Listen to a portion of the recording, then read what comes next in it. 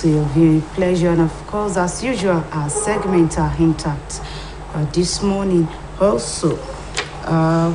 First on Saturday morning treat, so shall be taking you through the world of sports. We are Motayo Adibodun. We will be telling you what is happening in the world of sports. After then, we have our newspaper review on Saturday morning treats this morning. We'll give you the activities of Governor Adeboye Tola and his deputy, Mr. Benedict Alabi, in the last 1 week. Give it to you on this program. Also, then we move to our first guest segment, where we shall be hosting Dr. Shiji Olamiju. Dr. Olamiju is the special advisor to the Governor of Public Health. We'll be talking about monkeypox.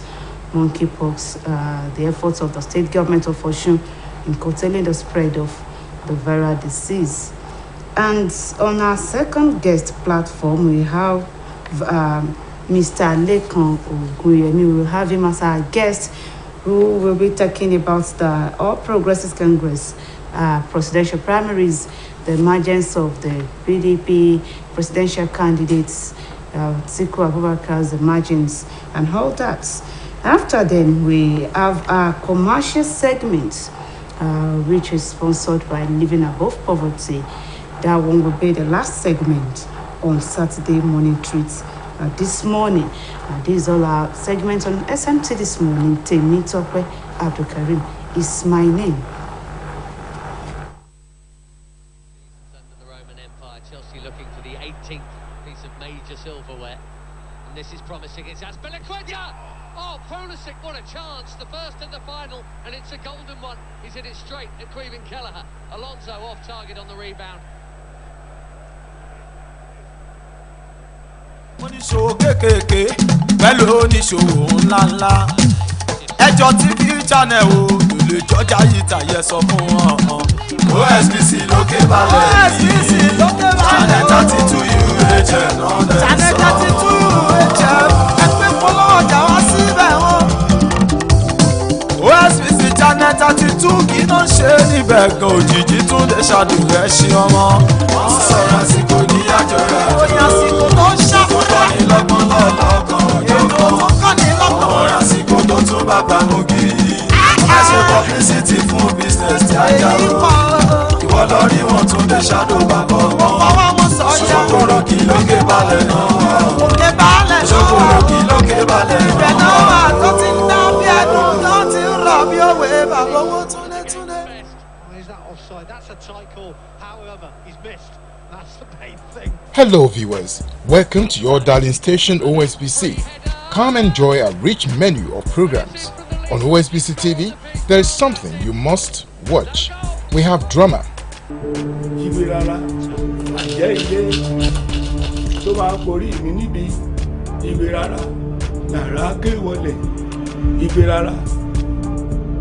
Honey, is it not eating? I just heard strange words and incantations, like ritual songs, coming from his room. Honey, it's okay. Let me go and talk to him. Sports. It is Mel! Yes! Oh, yes! What a brilliant free kick! Good musicals.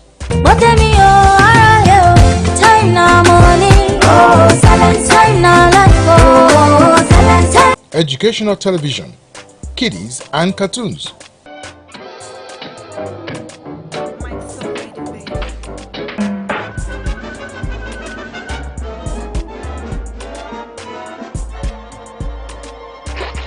Quality discussions and editorials. Having an holistic view of what is playing out now in the political climate, general summary. Then you equally saddle the same minded with controlling, the funding and the money to which a party could spend. Actually, it's unfortunate that the parties are not sincere. They cannot be sincere in the nature of elections we are organizing. In the developed society, it's not as if the things are a little bit, but today people are challenging even Trump's elections in terms of information, in terms of managing the activities, in terms of his campaign. You can't do that here. And news on the go. For prioritizing agriculture as a means of diversifying the economy. Join us on StarTimes channel 113, Free TV 502, and follow us online at osbcng.org. Meet us on our social media platforms. OSBC Television, we keep you updated.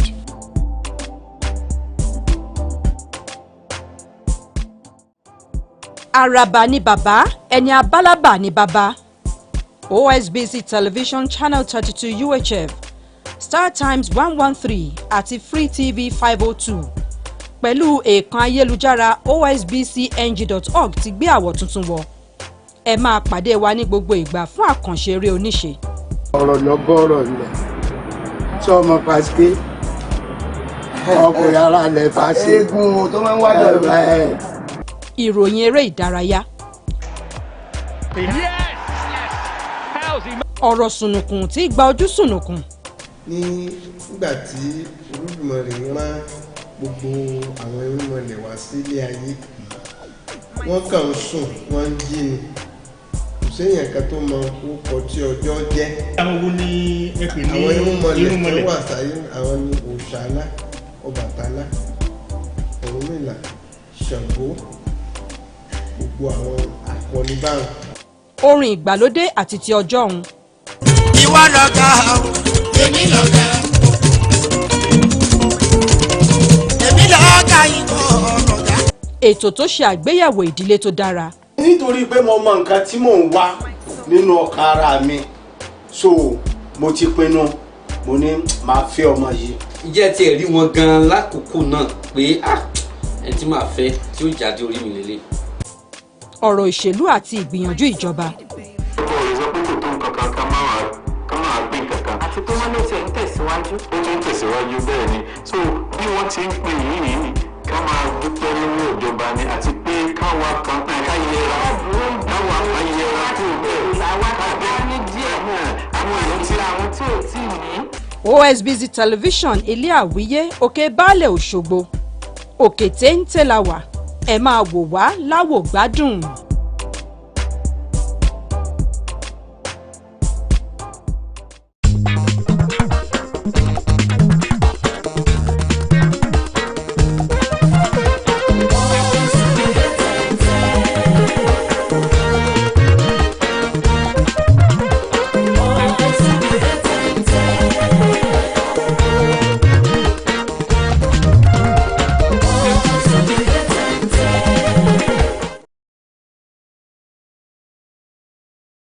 But Mohamed Bouya Touray, that's another player to watch out for. This is John Kista. The coach is Kai Kamara, the number 10. Watch out for Kai Kamara. He's going to be their man up top. Umaru Bangu from Kenya. This is the Nigerian coach. Joseph Yobo is the assistant. He's the former cement, flanked by our captain in the picture, Ahmed Musa, and Samuel Office plays at Sparta Rotterdam. The back line, two Nigerian centre-backs are known as the Onyibo Wall. Underway, Sierra Leone hoping to try and cause a shock, but Nigeria aiming to go third ever CAN tournament. They went to Tunisia 94 as Victor Osimhen tries to sneak in. Sharp goalkeeper from Ahmed Kamara as to be very busy.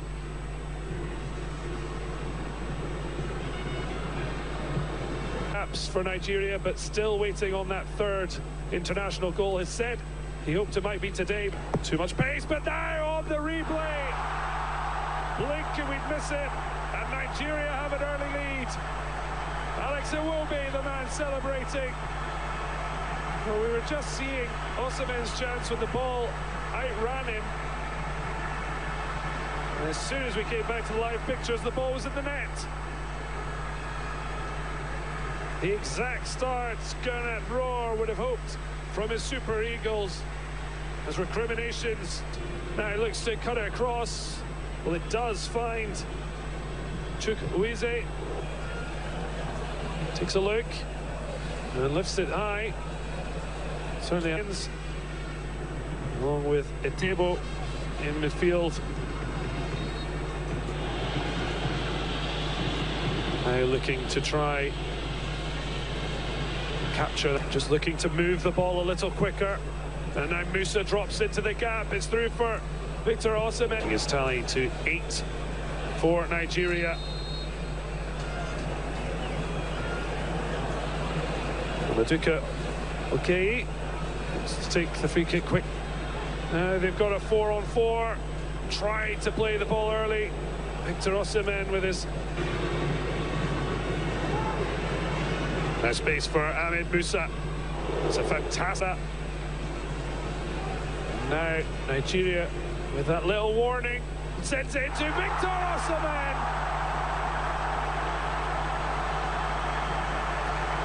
Well, he's certainly like that.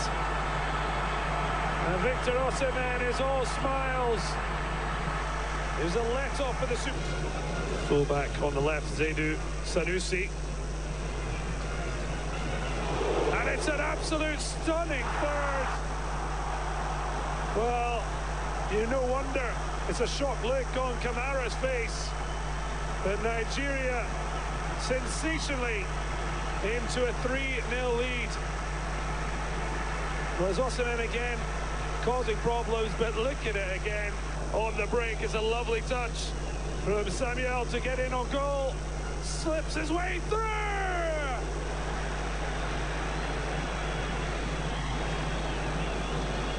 Well, like he was just slaloming him down the slopes of the Alps. Samuel Chimarenka Chukwueze with a stunning solo effort. Well, I said Joe Rebo was part of the Rangers team that thumped Hamilton Academicals 8-0.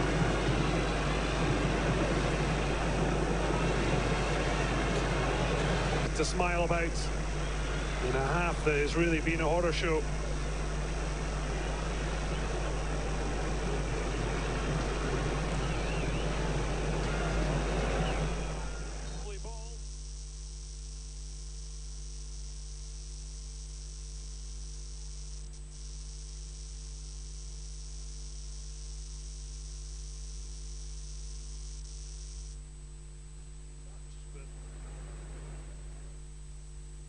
Chukwueze. This time his skill doesn't come off. We're trying to make a challenge, but A wonderful morning to you, sport fans, and welcome to Sport, a Saturday sports segment on Saturday morning treat. I am Omotayo Adebodun, welcoming you on board this morning. That highlight you just watched was the highlight of the match between the Super Eagles of Nigeria and the Lone Stars of Sierra Leone during the qualifiers for the African Cup of Nations that was played earlier this year. And of course, again, the Super Eagles will host the Lone Stars at the Moshood Abiola National Stadium next week, Thursday, in the match day one of the qualifiers for the 2023 African Cup of Nations, and fly out of Nigeria to play in Morocco against in another qualifier against Sao Tome and Principe. But we begin with the result of matches that were decided in the qualifiers yesterday, African Cup of Nations qualifiers and the UEFA Nations League. We begin with Group B, where Togo played out a 2-2 draw with Eswatini, and Burkina Faso got the maximum points against Cape Verde 2-0. It ended in that encounter. Of course, Comoros defeated Lesotho 2-0. Ivory Coast defeated Zambia 3-1 in that encounter. Of course, I'm moving to the Nations League, UEFA Nations League. Croatia were defeated at home by Austria with their new manager Ralf Rangnick 3-0. It ended. France were stunned at home by Denmark. Denmark defeated France 2-1 in that encounter. Of course, it wasn't a night for Roberto Martinez and men, as they were defeated 4-1 by Netherlands. Of course, Romelu Lukaku out injured in that particular match. Kazakhstan defeated Azerbaijan 2-0, and of course Slovakia got the maximum point away from home to Belarus 1-0. It ended. Latvia defeated Andorra 3-0, and of course Moldova defeated Lithuania that 2-0 in that encounter. For the CONCACAF area, we have Panama doing the needful against Costa Rica, and that was some of the matches that were decided yesterday. Today, matches will also be decided in the African Cup of Nations qualifiers, as Namibia will take on Burundi by 2 p.m. The match between Cameroon and Kenya has been postponed. Yes, Cameroon and Kenya, the match has been cancelled. And in the Group F, we have Niger up against Tanzania by 5 p.m. tonight, and Algeria would play against Uganda by 8 p.m. Gambia plays against South Sudan by 5 p.m., while the match between Mali and Congo is by 8 p.m. Also, defending champion, talking about Senegal, who happens to be the African champion at the moment, will take on Benin by 8 p.m. Today, they will take on Benin by 8 p.m. Of course, on the UEFA Nations League.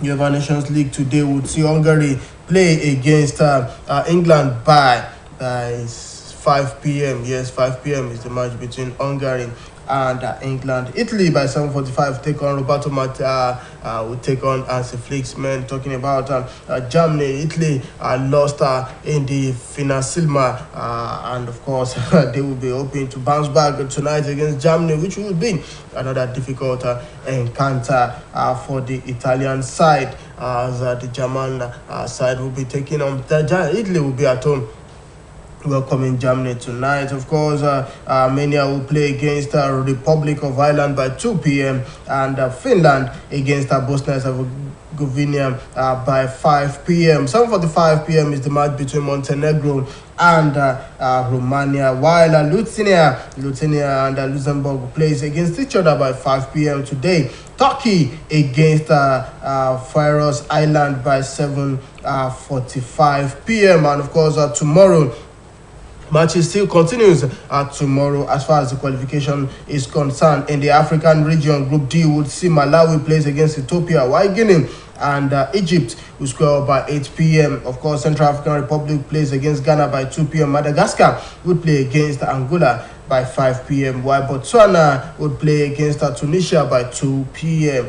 Of course, tomorrow is the final playoffs as far as the World Cup qualification is concerned, and Wales will play against Ukraine, who will join the rest of the group in the World Cup as it is now. Is it going to be Wales or Ukraine? Yes, remember that match between Scotland and Ukraine. It was an emotional comeback for them as they defeated Scotland 3-1 in that encounter. They will be hoping to consolidate on their previous performance and get the maximum point and get the maximum win against Wales. And Wales wasn't that good in their last encounter as they were defeated by Poland 2-1 and they just concluded week, and we hope that the better team comes out and to play as far as the World Cup is concerned when it starts in November. Of course, the UEFA Nations League continues tomorrow as Czech Republic by 7:45 p.m. takes on Spain. Portugal against Switzerland, or Portugal that were forced to a 1-1 draw against Spain in their previous match. Both matches would be by 7:45 p.m. And of course, in Group 4, League B, we have Serbia by 7:45 p.m. playing against Slovenia, as well as Sweden. Sweden as well will be playing against Norway 7:45 p.m. It was Erling Braut Haaland, the new Manchester City man, that got the maximum point and go for Norway in their previous game to win 1-0 in that encounter. Will he be the savior again this time around? Tomorrow night, when they take on Sweden, who has an informed striker. I'm talking about Isaac at the moment. Yes, Cyprus by 5 p.m. will take on Northern Ireland tomorrow, and 7:45 p.m. is the match between Kosovo and Greece. Gibraltar takes on North Macedonia by 5 p.m. and 7:45 p.m. Bulgaria against Georgia.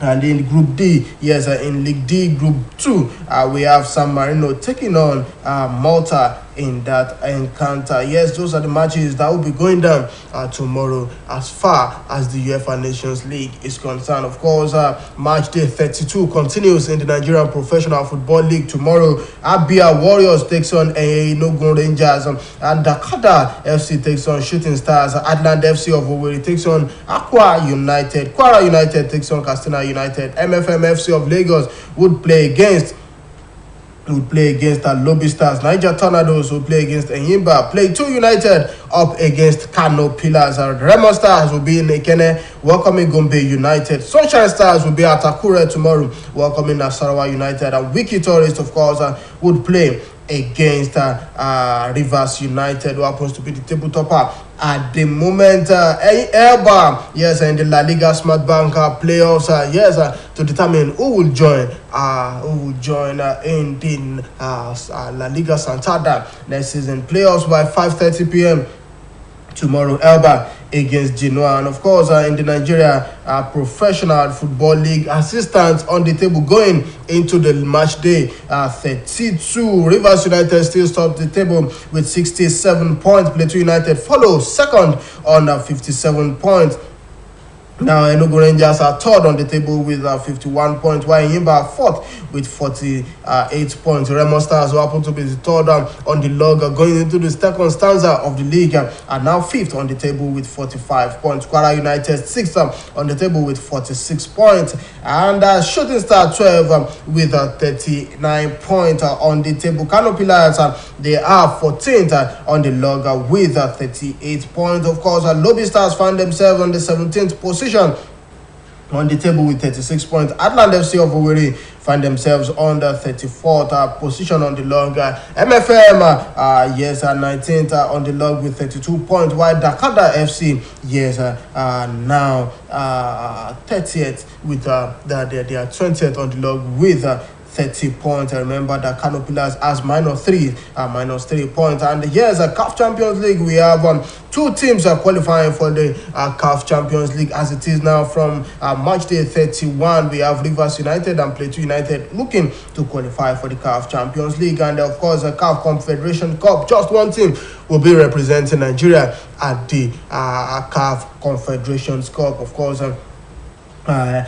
we hope the better team goes out to represent Nigeria as far as this intercontinental competition is concerned. Let's come home and quickly talk about the Nigerian Professional Football League. Away from Nigerian Professional Football League, we talk about the Super Eagles Stars as they were defeated yesterday in the early hours of yesterday in another friendly against Ecuador. Of course, Ecuador scored in the 3rd minute, but Nigeria were unable to get a response throughout the 90 minutes. With the African Cup of Nations qualifiers to begin next week, Thursday, for the Super Eagles of Nigeria. The new coach talking about Jose Pizarro and the boys in the United States of America would be heading for Nigeria any moment from this weekend.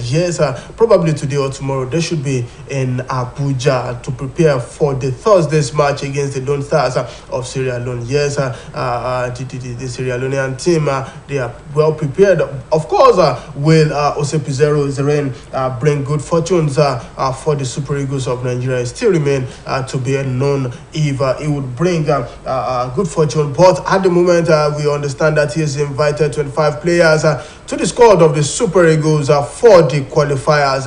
At the moment, he picked some from the just concluded friendly matches that were played in the United States of America, and of course others from other leagues. Some of them were unable to represent Nigeria as far as these two friendlies concerned because of club duties and injuries, but most of these players are back, and we understand that the head coach of the Super Eagles, Jose Santos Pizarro, has called up Captain Ahmed Musa and Deputy William Trustekong, and of course 25 other players to the camp of the Super Eagles for this month's 2023 African Cup of Nations against Sierra Leone in Abuja and Sao Tome in Makaba. Of course, a Portuguese tactician invited goalkeeper Francis Uzo and Adewale Adeyinka with Olaoluwa and Calvin Bassi and Leon Balogun Oluwasemilogo Ajayi, and of course Sonny Fasal who plays straight in the Nigerian Professional Football League. Also in the squad we have Chidozie Awazim, Victor Osimhen, Samuel Chukwueze, and of course those players were not available for the match against Ecuador and Mexico respectively. But Asheo Abdullahi has also been invited to the squad with Kenneth Omeru, and the new man talking about Ademola Lookman also will be available for the qualifiers this year. The Nigeria welcomes the Sierra Leone to the MKO Abiola National Stadium for day one match on the 9th of this month. That's Thursday, next week Thursday, 9th of this month. And of course fly to Makaba, that's Morocco, on the 13th to play against Sao Tome Of course, we have the full list of the 25 players that were invited for this match. From the goalkeeping department, we have Francis Oswald from AC Omonia in Cyprus, Ade Wale Adeyinka from Nigerian Professional Football League, Aqua United. We have Adebayo Adeleye from Apoel Jerusalem in Israel. From the defenders, we have Olaoluwa Aina, Torino FC in Italy. We have William Trustekong from Watford. We have Shehu Abdullahi from AC Omonia. We have Sinadu Sanusi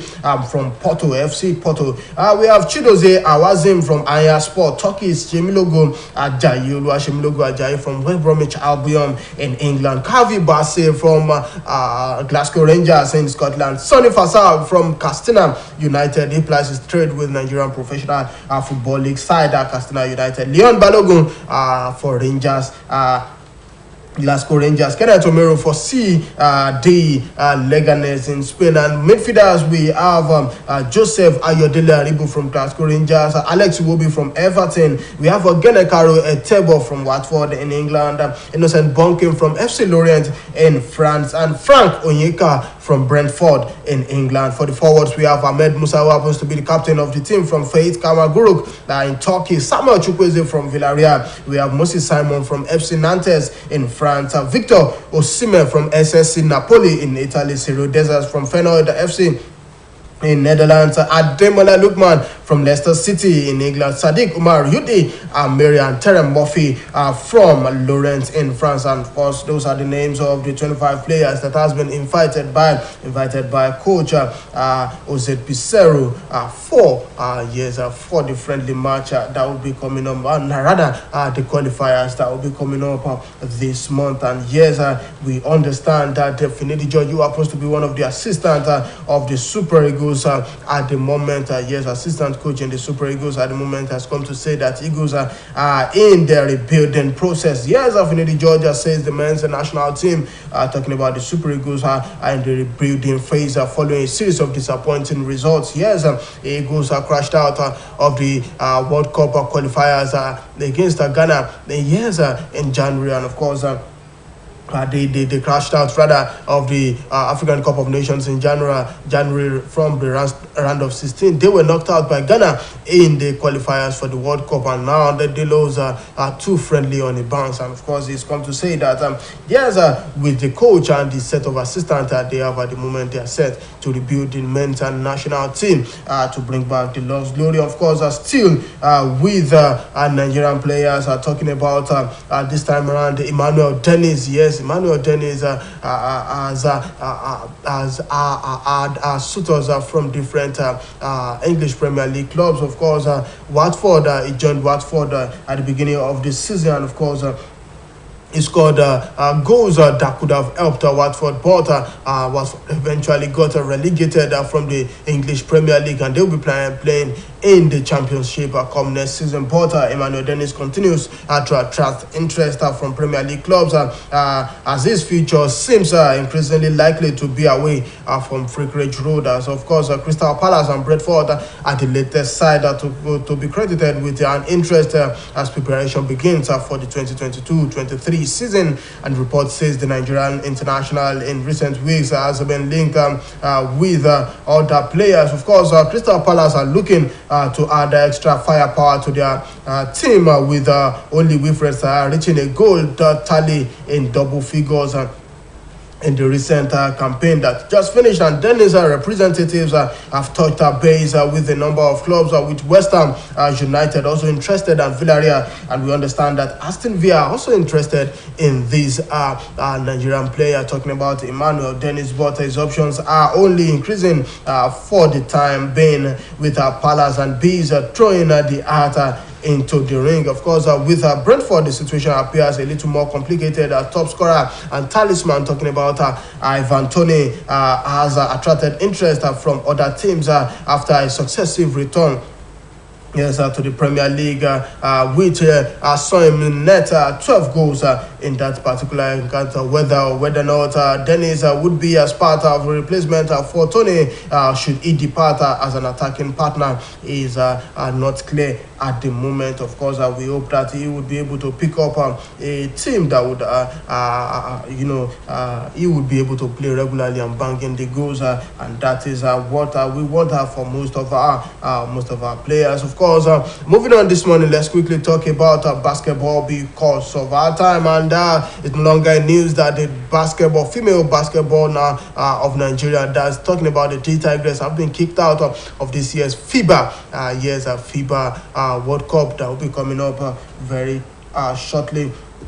And after kicking the African champions, the Tigers, out of the FIBA Women's Basketball World Cup, the Federation of International Basketball Association, FIBA, has threatened further sanctions against Nigeria. And of course, the decision to have Nigeria banned from the World Cup in Sydney, Australia, comes after the federal government withdrew from international basketball basketball competition. And of course, the Sport Minister, Mr. Sunday Dare, stated that the withdrawal, which took effect 3 weeks ago, was part of government effort to restore the sport from the grassroots, as well as put an end to the lingering leadership crisis that had rocked the fraction and Nigerian basketball for close to decades. A week after withdrawal, FIBA, in the letter addressed to the faction and Nigeria Basketball Federation President Musa Al-Madukida, signed by Jamin Lamboy, head of legal and FIBA, dated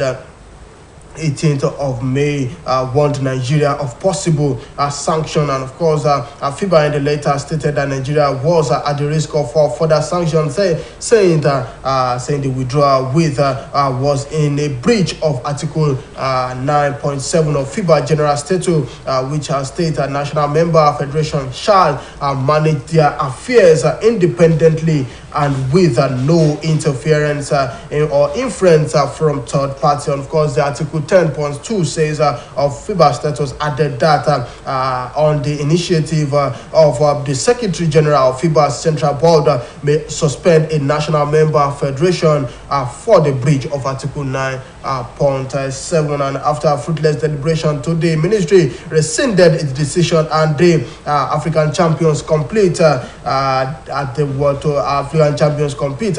Cup. FIBA waded a big stick, and of course, the global body stated that Nigeria was withdrawn from the tournament due to MBBL failure, to confirm the Tigers' participation in the tournament. Of course, and FIBA have also confirmed that Mali would be the one that they've been invited, to replace the Tigers in Australia. And of course, the Tigers had qualified for the World Cup, the Basketball World Cup in Sydney, Australia, after defeating France in the qualifying tournament. Of course, most of these Tigers players have come out to show their displeasure with the federal government, and of course the MBBF, but we hope they will be able to get the better, and of course do the needful before it gets too late. Of course, before we leave the home front this morning, after failing to secure the job for the Malian national team, we understand that the former Super Eagles head coach Gennett Roy has been linked with the vacant role of the vice president of French club, talking about Bordeaux. And of course, according to reports that we have, Roy is one of the candidates the French outfit are considering for the exalted office, and second only to club owner, talking about Gerard Lopez. And moving on this morning, because of our time, let's quickly talk about the Nations League that will be coming up today between England and Hungary. We understand that some of the England national team players have contracted COVID-19, and of course one of such is Phil Foden, who happens to be a Manchester City player, and of course England player. He would not be a part of the trip today, as England would travel to Hungary. And of course, Phil Foden has tested positive for COVID and is one of the several absentees from the England national England Nations League opener against Hungary in Budapest. And of course, centre-back Fikayo Tomori and Maguire will also miss out with minor injury, while forward Raheem Sterling is a doubt with illness. Midfielder Phil Foden will also miss Tuesday's away game in Germany, and Gareth Southgate's side plays 4 Nations League games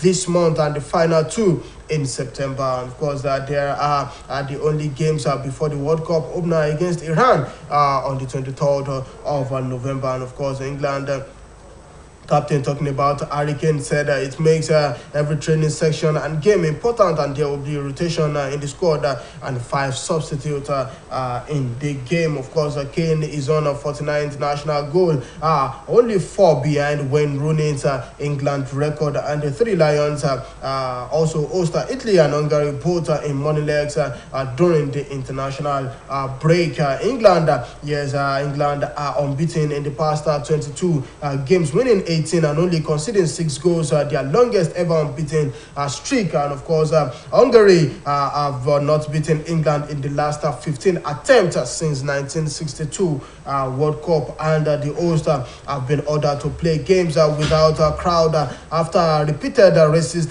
behavior by their supporters. And of course, due to UEFA regulations, children can go accompanied by an adult, so there may be 30,000 attendance on Sunday for the particular match.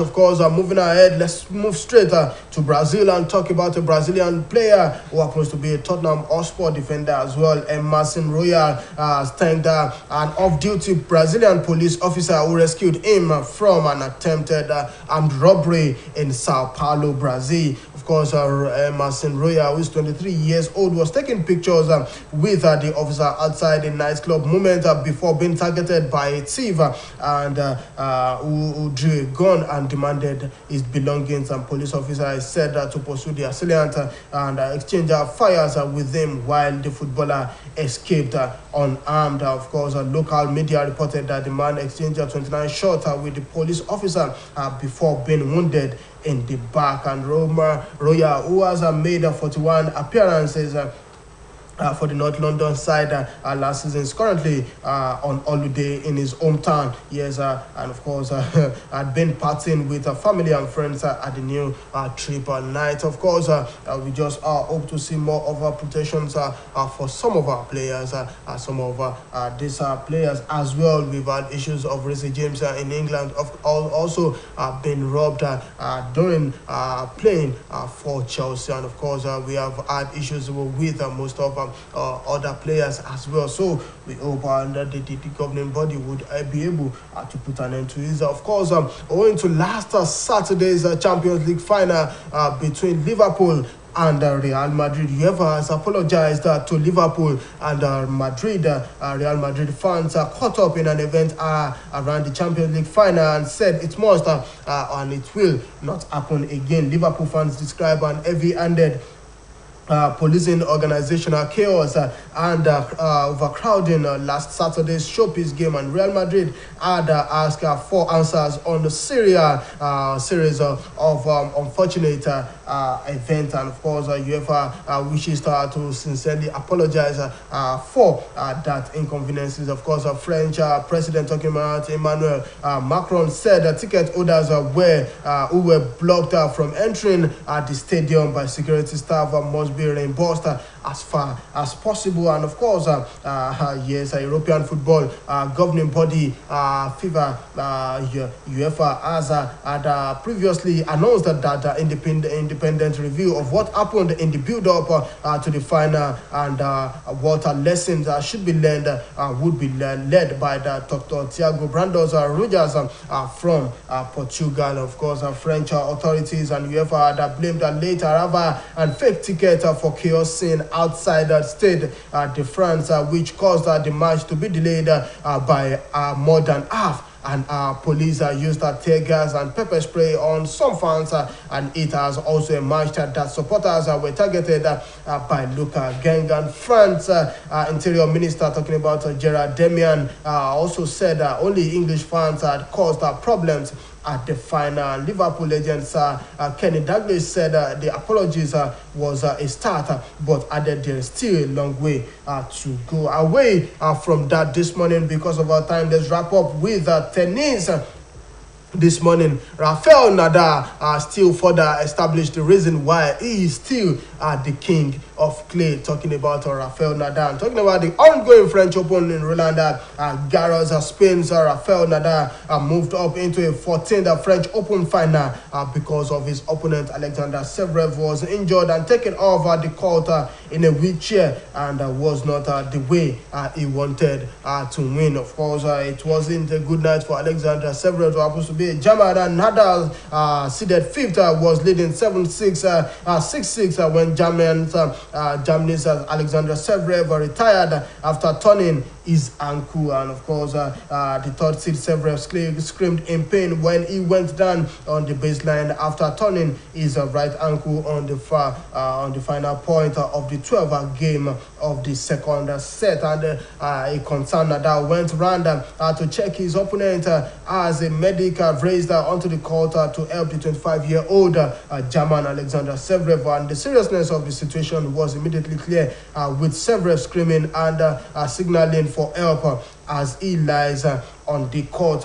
Meanwhile, with that injury, Rafael Nadal has progressed into the finals of this year's competition. Talking about the French Open, only for him to win another Grand Slam in this year. And of course, in the female category, we understand that Coco Gauff will be meeting Iga Swiatek today, and Coco Gauff says she has shaken off the pressure she felt as a 15-year-old and is ready to win again a first Grand Slam against heavy favorite Iga Swiatek in the finals of the French Open female category. Of course, Gauff first broke through by reaching the Wimbledon 4th round in 2019, and the 18-year-old says a change in perspective will help her try to end Swiatek's superb 34-match unbeaten run. And Swiatek, who happens to be the champion in Paris in 2020, is the overwhelming favorite at Roland Garros, having won the past 8 finals.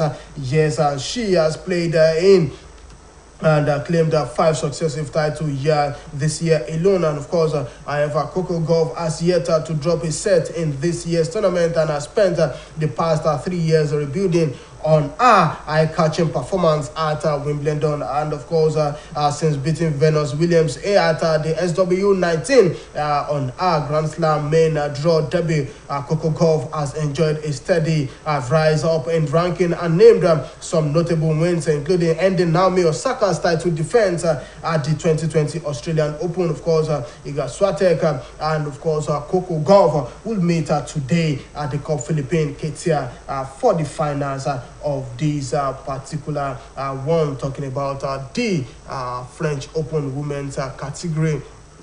Let's wrap up with stories emanating from the transfer scene this morning, as we understand that things are currently going on the transfer scene, with players aiming to renew their contracts with their present club. Some wants to move, and of course some still wants to stay. We understand that Leeds United will not accept a bid of under £60 million for Brazil winger. Talking about Rafinha, who is 25 years, who has been strongly linked with a move to Barcelona. Liverpool, Sadio Mane, who is 30 years, says he will do what people want in response to the online poll in Senegal, which found that 60 to 70% of people want him to leave Liverpool this season. Tottenham Hotspur forward and England captain Harry Kane, who is 28 years, could sign a new deal to stay at the London club next summer. Of course, Manchester United have offered English defender Aaron Wan-Bissaka, who is 24 years, to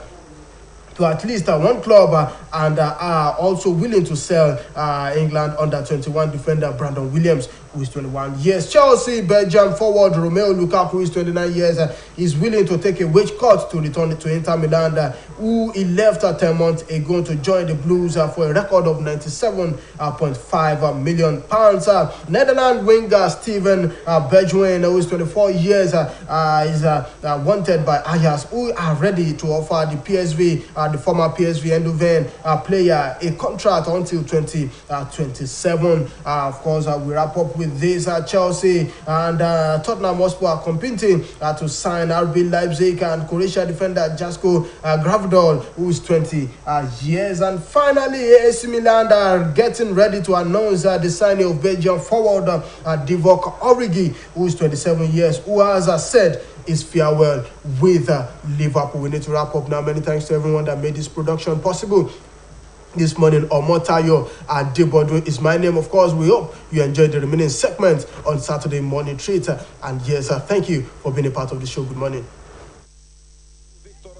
سامويل شوكويزي ويناشو رباعي هجوم النسور النيجيرية في هذه الموقعة إذا تمكنت من الحفاظ على نقطة التعادل في هذه المباراة أمام النسور النيجيرية التي من دون شك روير صاحب السبعة على 60 سنة المدرب الألماني الذي سبق ونشرف على بوركينا فاسو والنيجر والجابون أو في 3 مناسبات من أصل 18 مشاركة نيجيرية في كأس إفريقيا في 2009 كذا. ومشوار هذا المدرب الألماني لسامويل شوكويزي يا رب. شوكويزي نجم الفريق فياريال فيكتور أوسيمين هذه الفرصة من هذه الكرة نيجيريا في الذهاب فازت بهدفين، هدفي أوسيمين وسامويل كالو. الآن نيجيريا فرصة كبيرة لتسجيل هدف أول في المباراة ومصلحته في هذه المباراة الهجوم وتسجيل الأهداف مهما كان.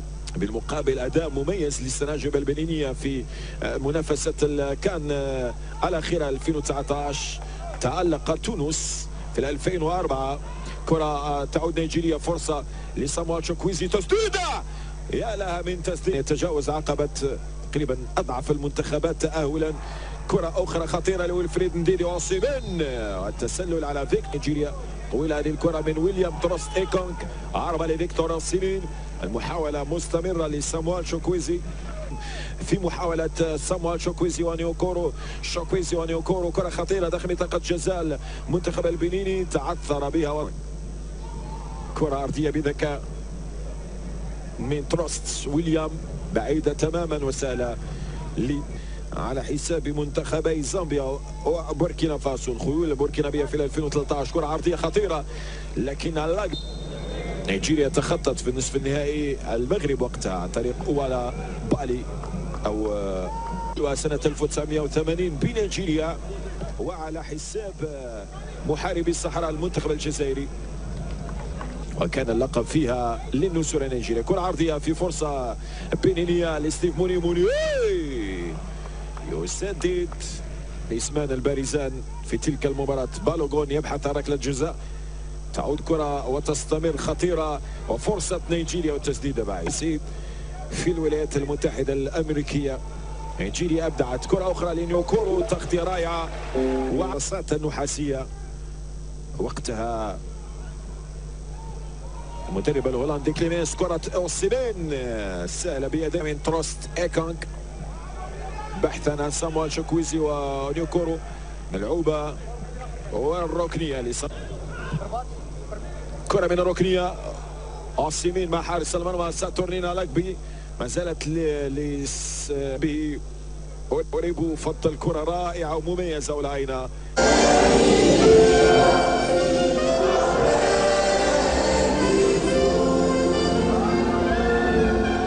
Addressing the pensioners at the local government commission multipurpose hall, the state secretariat at Bere, Governor Adeboyega Oyetola disclosed that his administration is relentless in ensuring the overall welfare of workers and pensioners in the state of Osun.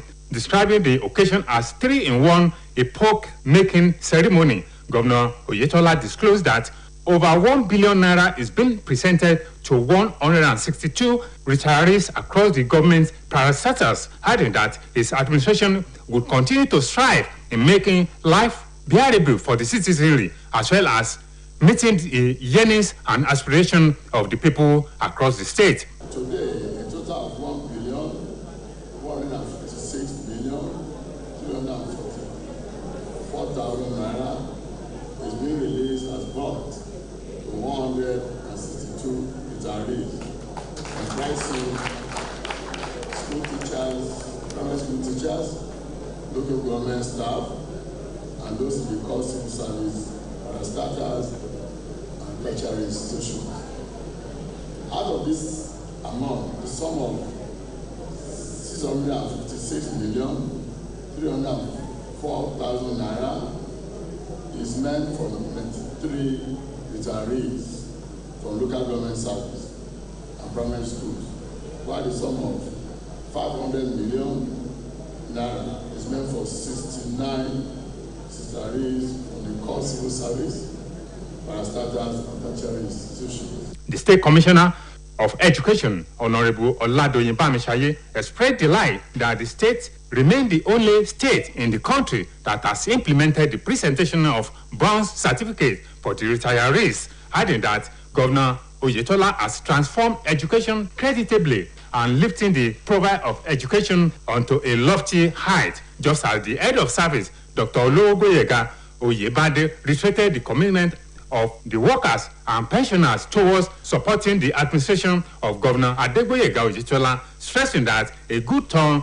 deserves another. In their goodwill messages, Comrade Kayode Aliu, Comrade Jacob Adekomi, Comrade Kabiru Adekomi, Comrade Olasegun Lano lauded Governor Adegboyega Oyetola for prioritizing the overall welfare of workers and pensioners since assuming the mantle of leadership in the state of Osun, stressing that workers and pensioners would sincerely reciprocate the good gesture in ensuring continuation of good governance under the leadership of Governor Adegboyega Oyetola. Also in attendance at the presentation of bronze certificates to the retirees were the wife of the governor, Mrs. Kafayat Oyetola, the deputy governor, Mr. Benedict Alabi, the secretary to the state government, Prince Wole Oyebamiji, the chief of staff to the governor, Dr. Charles Akinola, Senator Ajibola Bashir, members of the state executive council, members of the state house of assembly, members of the national assembly, as well as the leadership of the All Progressive Congress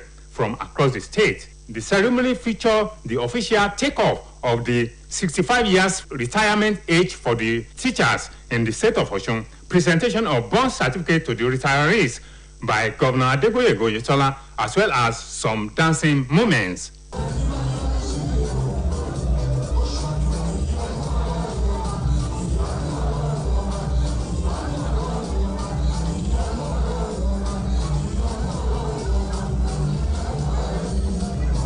Saya Onorinde, reporting from the governor's office.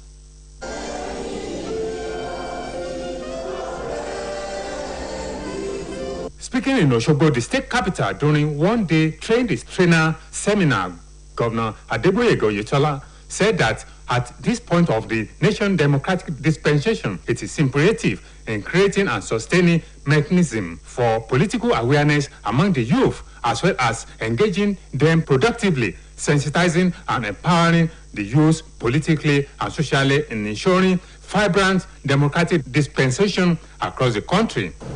And to retain the position of administration, to give substantial and strategic position to the youth and the women in our administration, in line with our belief that the great democracy of today and tomorrow, and are consequently in the face of our democratic experiment.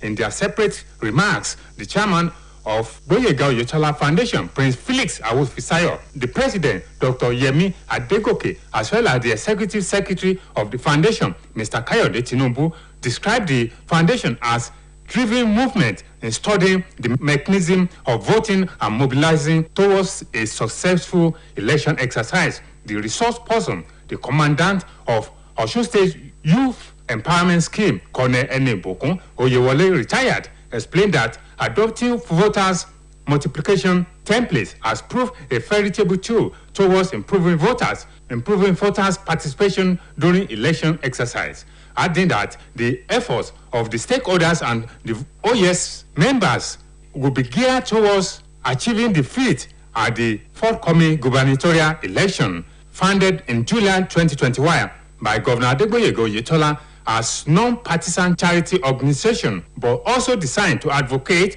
on voters' registration with 31 administrative officers, as well as advocacy team spread across the state to galvanize electorates in exercising their franchise at the forthcoming gubernatorial election. Dignitaries present at the occasion including the Deputy Governor, Mr. Benedict Alabi, the Secretary to the State Government, Prince Wole Oyebamiji, Chief of Staff to the Governor, Dr. Charles Akinola, as well as members of the State Executive Council. Saya Onorinde reporting from the Governor's Office. We have had the Governor's Week this week, and there you have seen the activities of the State Governor Adegboyega Oyetola in the just concluded week. And here we are on Saturday morning treat on OSBC television. We have our guest who is already seated here, and the topic of discussion is the endemic monkeypox. Only yesterday, the NCDC came up with a statement that monkeypox is now sexually transmitted, and you know, with that kind of line of transmission, one should be very, very careful these days. Before I introduce my guest, Temitope will have one or two things to say. Temitope. Yes, Tunde, thank you. Our guest is here with us, truly, Dr. Shiji Olamiju. Dr. Olamiju, as I said earlier, is the special advisor to the Governor on Public Health. You're welcome to Saturday Morning Fit Studio, sir. Thank you, Madam and Mr. Tunde. You're welcome. I say good morning to everybody at home, across the length and breadth of the state of Osun. In the name of His Excellency Mr. Boyega Oyetola, the Governor State of Osun, I say good morning to all. Thank you, you're welcome. But before we go into details, we have our special reports on monkeypox. Let's enjoy the reports. The outbreak of the monkeypox disease has once again sent another health emergency among the global community as the virus is rapidly spreading around the globe. In Nigeria, reports has it that the virus infection has spread to about 8 states of the Federation, and the federal government through the Nigerian Center for Disease Control, NCDC, has continued to create awareness so as to curb the spread. To this end, the federal government has called on veterinary epidemiology officers, field surveillance agents, and veterinarians to step up their surveillance activities aimed at picking any possible case of monkeypox in animals across the country. Speaking with OSBC News, Special Advisor to the Governor on Public Health, Dr. Shiji Olamiju, explained that the monkeypox can be transmitted through vectors such as rats, squirrels, among others, not limited to monkeys alone. Animals have a way of interacting with one another. So a monkey could infect any of these animals I have mentioned earlier. And if these animals I've mentioned about, I mean the rat, the mice, or the squirrels, peradventure, bite human being, or the fluid, the human beings come in contact with their fluid, whether blood, whether scab, affected spots in their body, the person could also contact it. And it will last for about between 2 to 4 weeks in the body. It may resolve on its own, and it may cause death. Dr. Olamiju noted that the symptoms of monkeypox virus include fever, body aches, cough, pebbles on skin, back pain, fatigue, among others, adding that the disease is similar to the smallpox virus and can result in rash that leads to red bumps on the skin. If somebody has it, it is not like COVID that you contact within a short period of time. It is contacted from person to person or face to face through droplets, whether coughing or sneezing, with prolonged contact, not within seconds like COVID. It is as a result of prolonged contact, human to human, face to face, that we can contact it. We will have headache, we will have general body weakness, muscle weakness, and we will have back pain. Back pain will always be there. And later it will progress to having, pebbles, vesicles on our face, on the scalp, rupturing like scalp. You understand, and spots, exudating spots, on the body. He implored Nigerians, most especially residents of the state and its environs, to report any suspected case, affirming that the Osun state government is always proactive on issues that have to do with the health of the people, among other developmental policies of the government that are masses friendly. Oluwa Tobiloba Odunuga reporting for OSBC News. Yes, you're welcome back to the studio, Dr. Lamiju. We've heard the reports and we've been hearing monkeypox there, monkeypox, even outside Nigeria. Can you trace the origin of monkeypox? Yes, monkeypox occurred first in the colony of monkeys. Colonies of monkeys gathered together for research purpose in 1958. That was the first time monkeypox was discovered among the monkeys colony. But occurring in human took place in 1970 in the Democratic Republic of Congo. That's where we can trace the origin from human. And since then, it has always been, but sometimes it may escalate, sometimes it may not. And it is a zoonotic disease, zoonotic in the sense that we contact it through animal. And it is a disease that could be fatal, could kill if not well handled. And it spreads also, like wildfire, if not curtailed.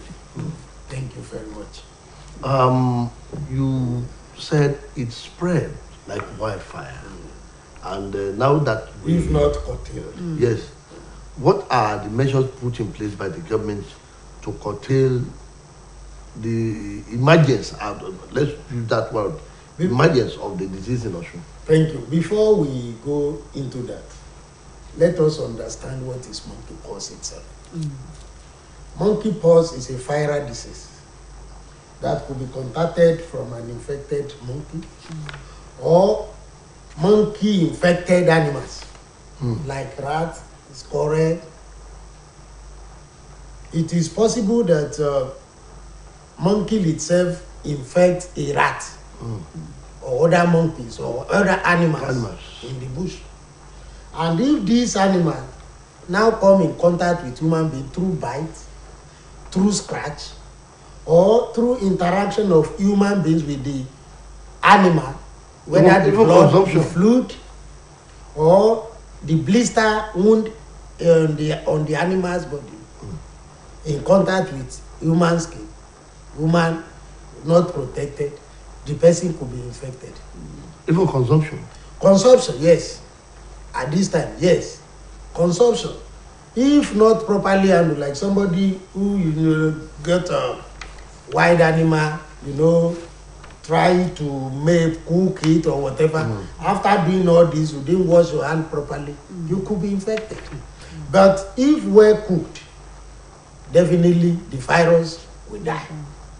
But the person that prepares it for cooking, if that person doesn't wash his or her hand very well, could be infected. While the one being boiled or being cooked, all the virus there will die. And you cannot know where that person will also handle other things in the kitchen, not boiled, not eaten. So we could also have it. Through the bite, through the contact with the infected animal's food, person to person, somebody who has been infected could also infect others. Peradventure, as we are, through face to face contact, body contact, sneezing, droplets, the person could, other people could be infected. And now that it has been elucidated by the NCDC that we can contact it through sex, it is possible because body fluid is involved in the process of sexual intercourse. So it is scientifically valid that we can also get it from sexual interaction. Doctor, Yes. before the pox can surface on human body, there must be a symptom. Yes, thank you very much. This, as I said, is a viral infection. Every viral infection will come with fever, with headache, with chill. Every viral infection, including catarrh. So it is similar to usual malaria symptoms, but the muscle weakness there will be more. Then there will be, formation of blisters on the body. Then it will lead to exudation of pores or fluid with time.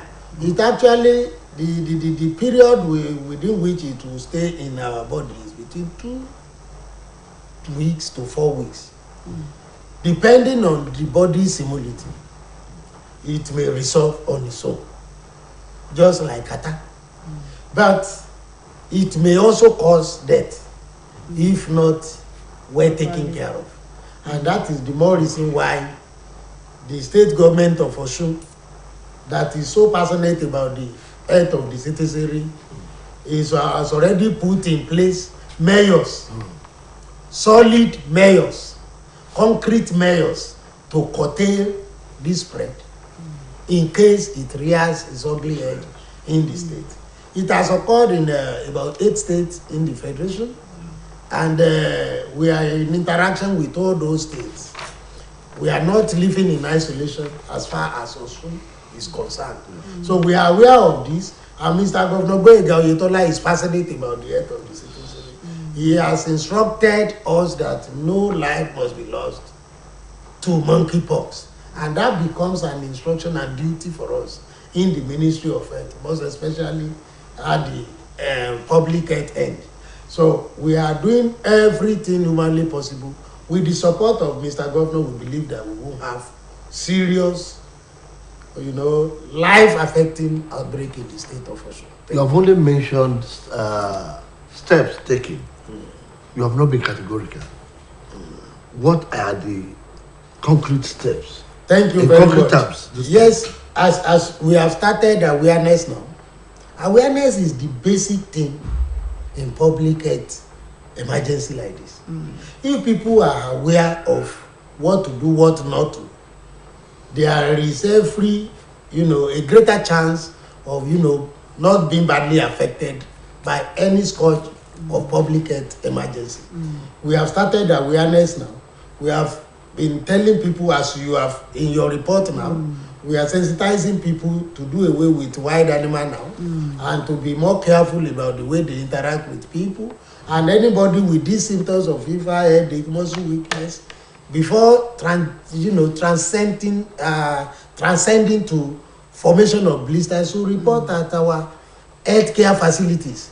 Mr. Governor is like a seer. He's a forceful leader. By having well-furnished, well-renovated and functional primary healthcare center in a ward, per ward across the state, is the bedrock of the success we may record as far as public health emergency containment in the state is concerned.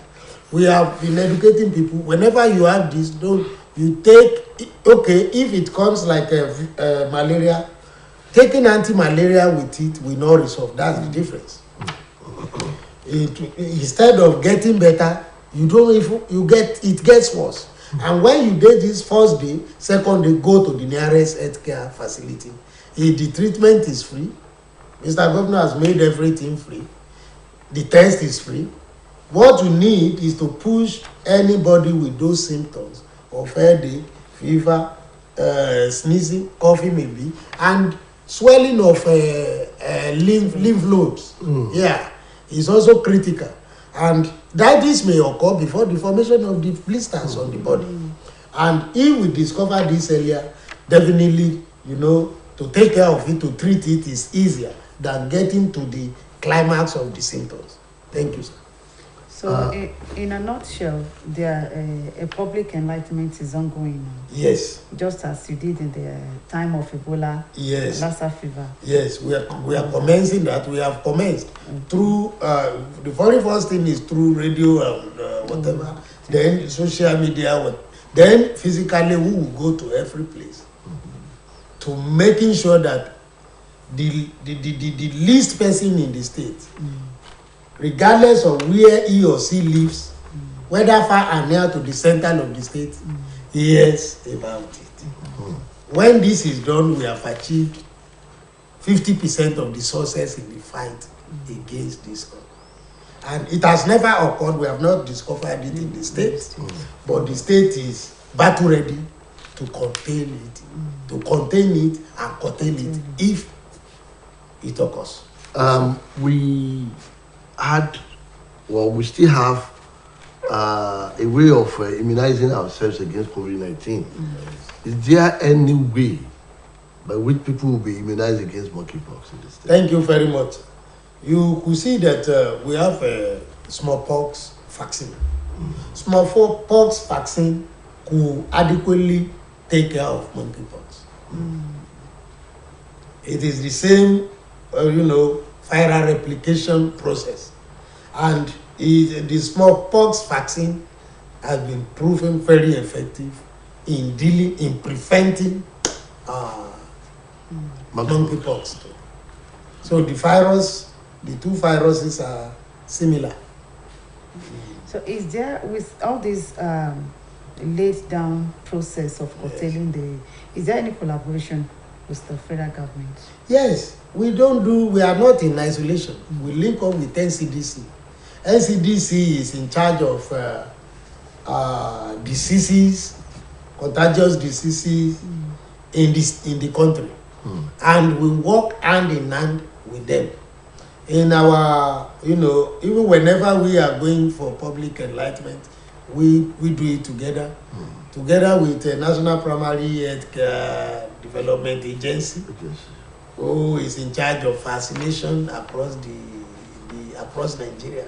So we have collaborative efforts from all the stakeholders, even our international partners as well, World Health Organization.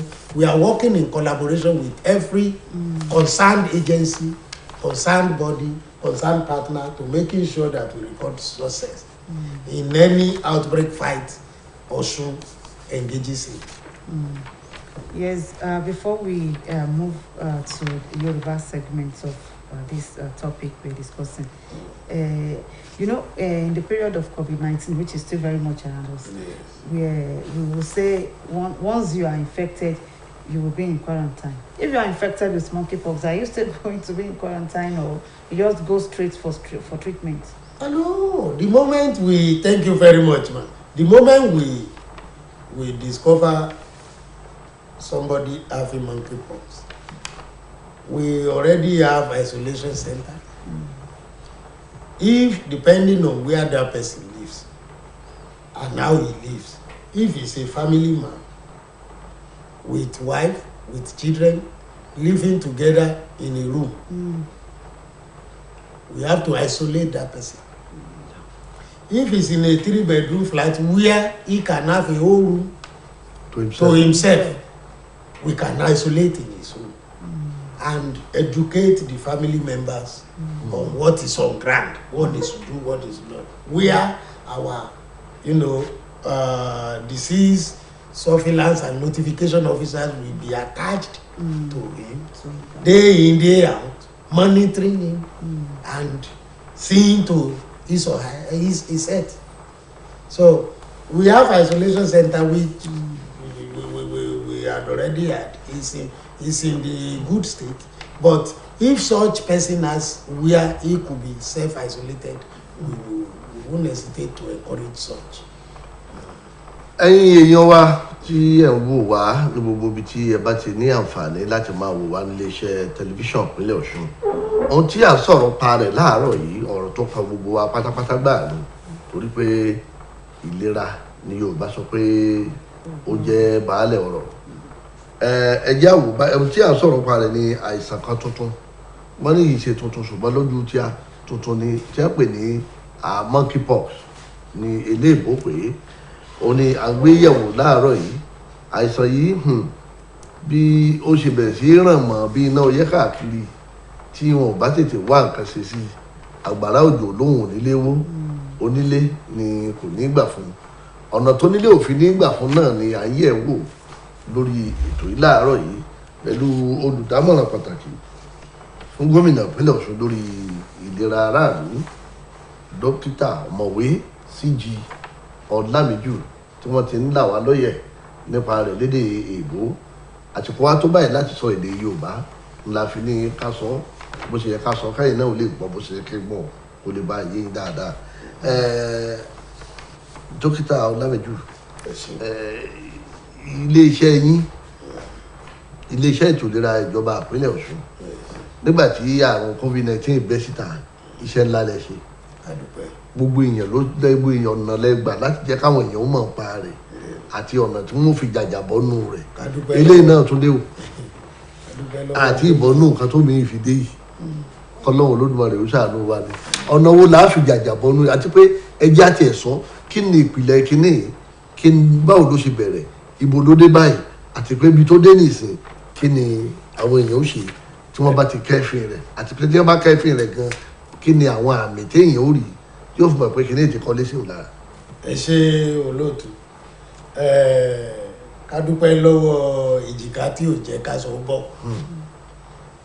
gbogbo ọpẹ́ tẹ̀ ń dúpẹ́ lọ́wọ́ ọ̀rọ̀ oríyìn tẹ̀ ń gbé fún wa lórí ọ̀rọ̀ COVID-19 lórí ti lásà yẹn oríyìn yẹn Ọlọ́run ní ká fi fún àti gómìnà Gbóyèga Oyètọ́lá torí tó lórí ò bá ní àfojúsùn kò sọmọ ẹ̀yìn ẹ̀ tí ó láfojúsùn gbogbo èyí tá a ṣe yẹn iṣẹ́ gómìnà Gbóyèga Oyètọ́lá ni àwọn ni ó wà ní ẹ̀yìn orò tó rò fi ń kún tó ń kún yòmùyòmù torí pé gómìnà ò fi ìlera àwọn ènìyàn rẹ̀ nípínlẹ̀ yìí láì fi ti tòṣèlú ṣe láì fi ti ẹ̀yà tàbí ibi tá à ń gbé bó ṣe jìnnà sí Òṣogbo tó láì fi ṣe ká dúpẹ́ lọ́wọ́ Ọlọ́run ká dúpẹ́ lọ́wọ́ gómìnà àwa náà dúpẹ́ lọ́wọ́ yín pẹ̀ mọ́ rírì iṣẹ́ ìjọba ọ̀rọ̀ wọ́n ní ká pè ní sẹ́sọ̀pù náà bọ̀ láàpẹ́ àbí nǹkan kan bá àwọn kan tiẹ̀ ní àwọn kan ní akọ ìgbóná. akọ ìgbà bá ní akọ ìgbóná oríṣiríṣi náà ni wọ́n ń pè gbogbo akọ ìgbóná tó ti ara ọ̀bọ àtàwọn ẹranko míì kan ara ẹni tá à ń pè ní monkeypox ẹ̀jẹ̀ ìlú ní monkeypox ó jẹ́ àrùn tí àkọ́kọ́ rí láàrin àwọn ọ̀bọ tí àwọn onímọ̀ ìjìnlẹ̀ kó jọ tí wọ́n fẹ́ fi ṣe ìwádìí ìmọ̀ ìjìnlẹ̀ àárín wọn ló ti kọ́kọ́ bẹ́lẹ̀ níbi ọdún mélòó là wà pé yẹn báyìí wọ́n á ti fẹ́ tó lé lọ́gọ́ta ọdún 1858 or so ní ìsìn ṣùgbọ́n pọ̀ ṣẹlẹ̀ láyé ó kọ́kọ́ mú ọmọ ènìyàn ọdún 1970 kìí sì sọ orílẹ̀-èdè Nàìjíríà gbàgbà orílẹ̀-èdè Republic of Congo láti ìgbà yẹn náà láti ń kẹ́fìn rẹ̀ káàkiri orílẹ̀-èdè káàkiri àgbáyé kò fa àwọn òyìnbó lẹ̀ kò fún aláwọ̀ dúdú náà lẹ̀ ṣùgbọ́n ìmọ̀ gbìnà yá láwọn ọdún kọ̀ọ̀kan èyí tó wá gbìnà yá yìí ó ti dórílẹ̀-èdè wa kìí sàkọ́kọ́ tí ó kọ́kọ́ dórílẹ̀-èdè wa rí o ó sì ti ṣẹlẹ̀ ní ìpínlẹ̀ mẹ́jọ wọ́n ní ojú tí bá pojú àwọn ikú tó pojú gbà ẹnu òwe ló ń pa sí ni òwe ló ń pa fún yàn òun ni a fi ní pé ìbọ̀ láyé àtijọ́ àwọn làádẹ́ẹ̀dẹ̀ ayé tá a wà ojú làmú tó èyí ni ìjọba ìpínlẹ̀ Ọ̀ṣun lábẹ́ ọlọ́lá jùlọ gómìnà Gbóyèga Oyètọ́lá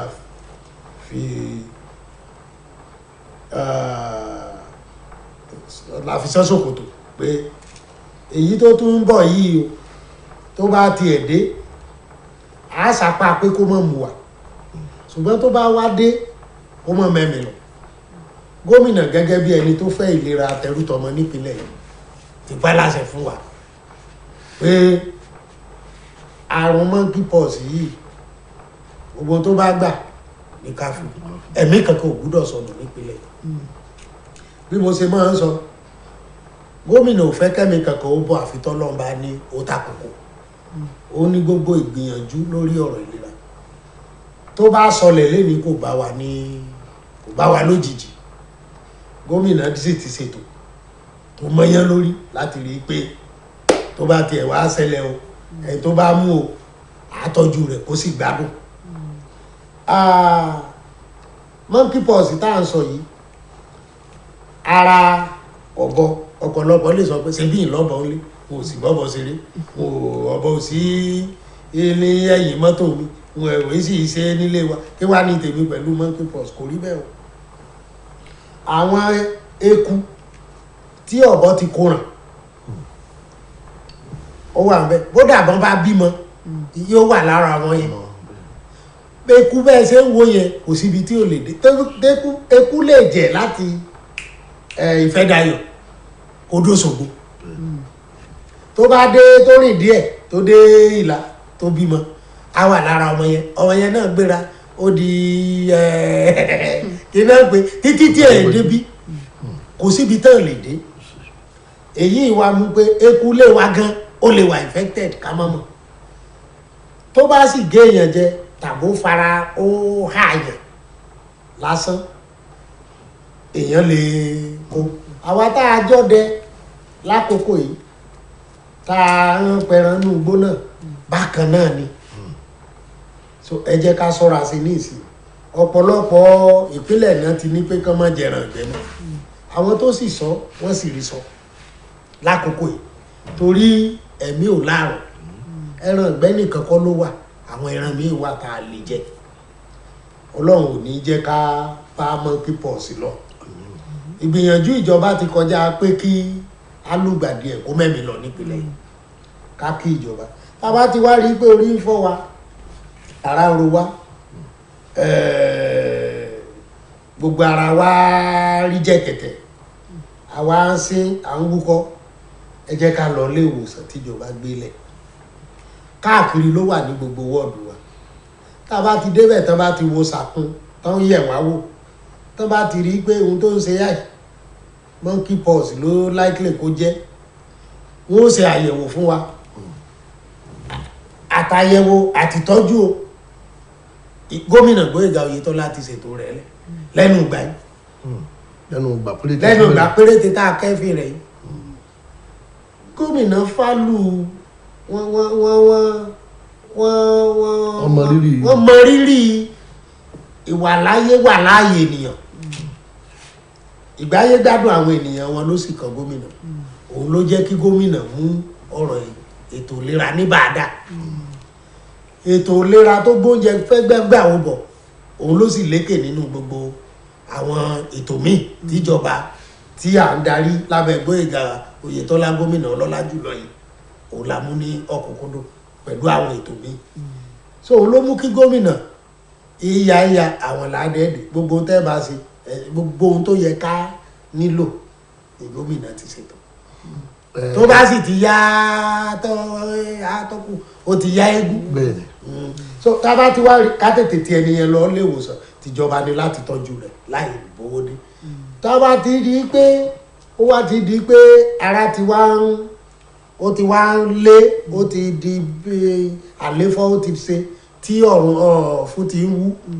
èyí ò dáa tó ó ṣe é tọ́jú ṣùgbọ́n tí ò bá ti dé àwọn stage pé à ń wú lọ́rùn gbogbo ara ti di kinní yẹn ó rọrùn láti tọ́jú tó bá dé àkókò yẹn náà ó ṣe é tọ́jú ṣùgbọ́n yóò là wá láàgùn ṣùgbọ́n kí ni iṣẹ́ wa ju pé ká rí sí ìlera ènìyàn pẹ̀lú àtìlẹ́yìn gómìnà Gbóyèga Oyètọ́lá àgbà òní àti ṣetán ilé-iṣẹ́ ètò ìlera ti ṣetán a sì ti gbáradì láti rí i pé tó bá ti yọjú ká mú síkú bí ìgbà tọ́dẹ́ bá mú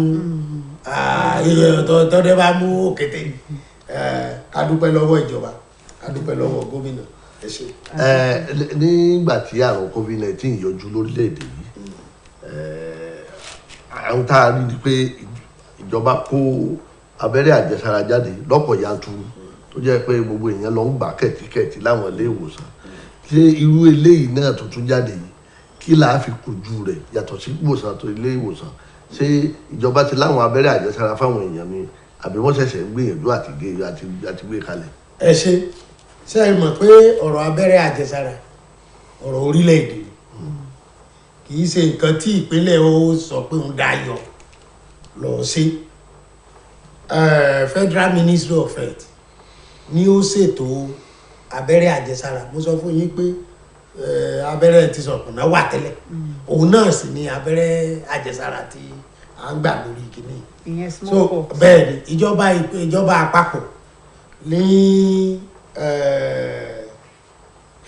tí àwọn Federal Ministry of Health ń sojú tí ń ṣe ètò gbogbo láti rí i pé ọ̀nà tá a fi gbà yẹn ṣùgbọ́n èyí tó kàn wá nípìnlẹ̀ yẹn mọ̀ pé ìgbà tẹ́ ẹ sọ nígbà yẹn kó tó di pé a rí abẹ́rẹ́ àjẹsára COVID-19 ó ti kọjá ọdún kan tá a ti ń bá yí ẹ bá rántí kì í ṣègbà tó sọlẹ̀ la rí abẹ́rẹ́ àjẹsára torí pé òun jẹ́ àrùn tó tuntun òun ló fà á ṣùgbọ́n èyí kì í ṣe pé kò tí ì wà á ti ní abẹ́rẹ́ tá a lè gbà tó lè dènà rẹ̀ so ó dá mi lójú pé ìjọba àpapọ̀ torí àwa ti ń lọ́gun fún wọn wọ́n sì ti sọ pé wọ́n ti ń gbégbèsè láti rí i pé abẹ́rẹ́ àjẹsára tá a fi lè dènà rẹ̀ ó tẹ̀ wá lọ́wọ́ láìpẹ́ tó bá ti tẹ̀ wá lọ́wọ́ ẹ̀yin náà mọ̀.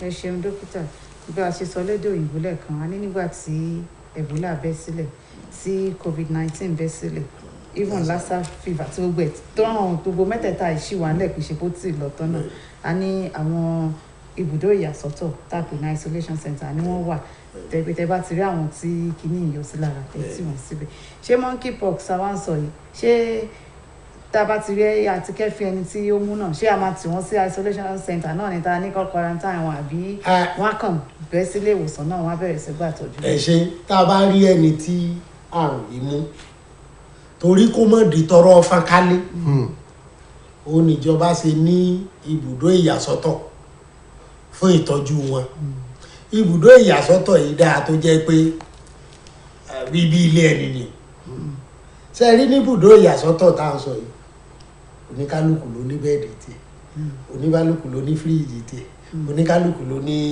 gbogbo tí mo rántí nígbà kan tá a ṣe gbà yẹn wọn kan láwọn ò lọ lé mọ́ torí ìjọba jẹ́ kí bẹ́ẹ̀ títí iná yìí lọ iná yìí ṣẹ́jú.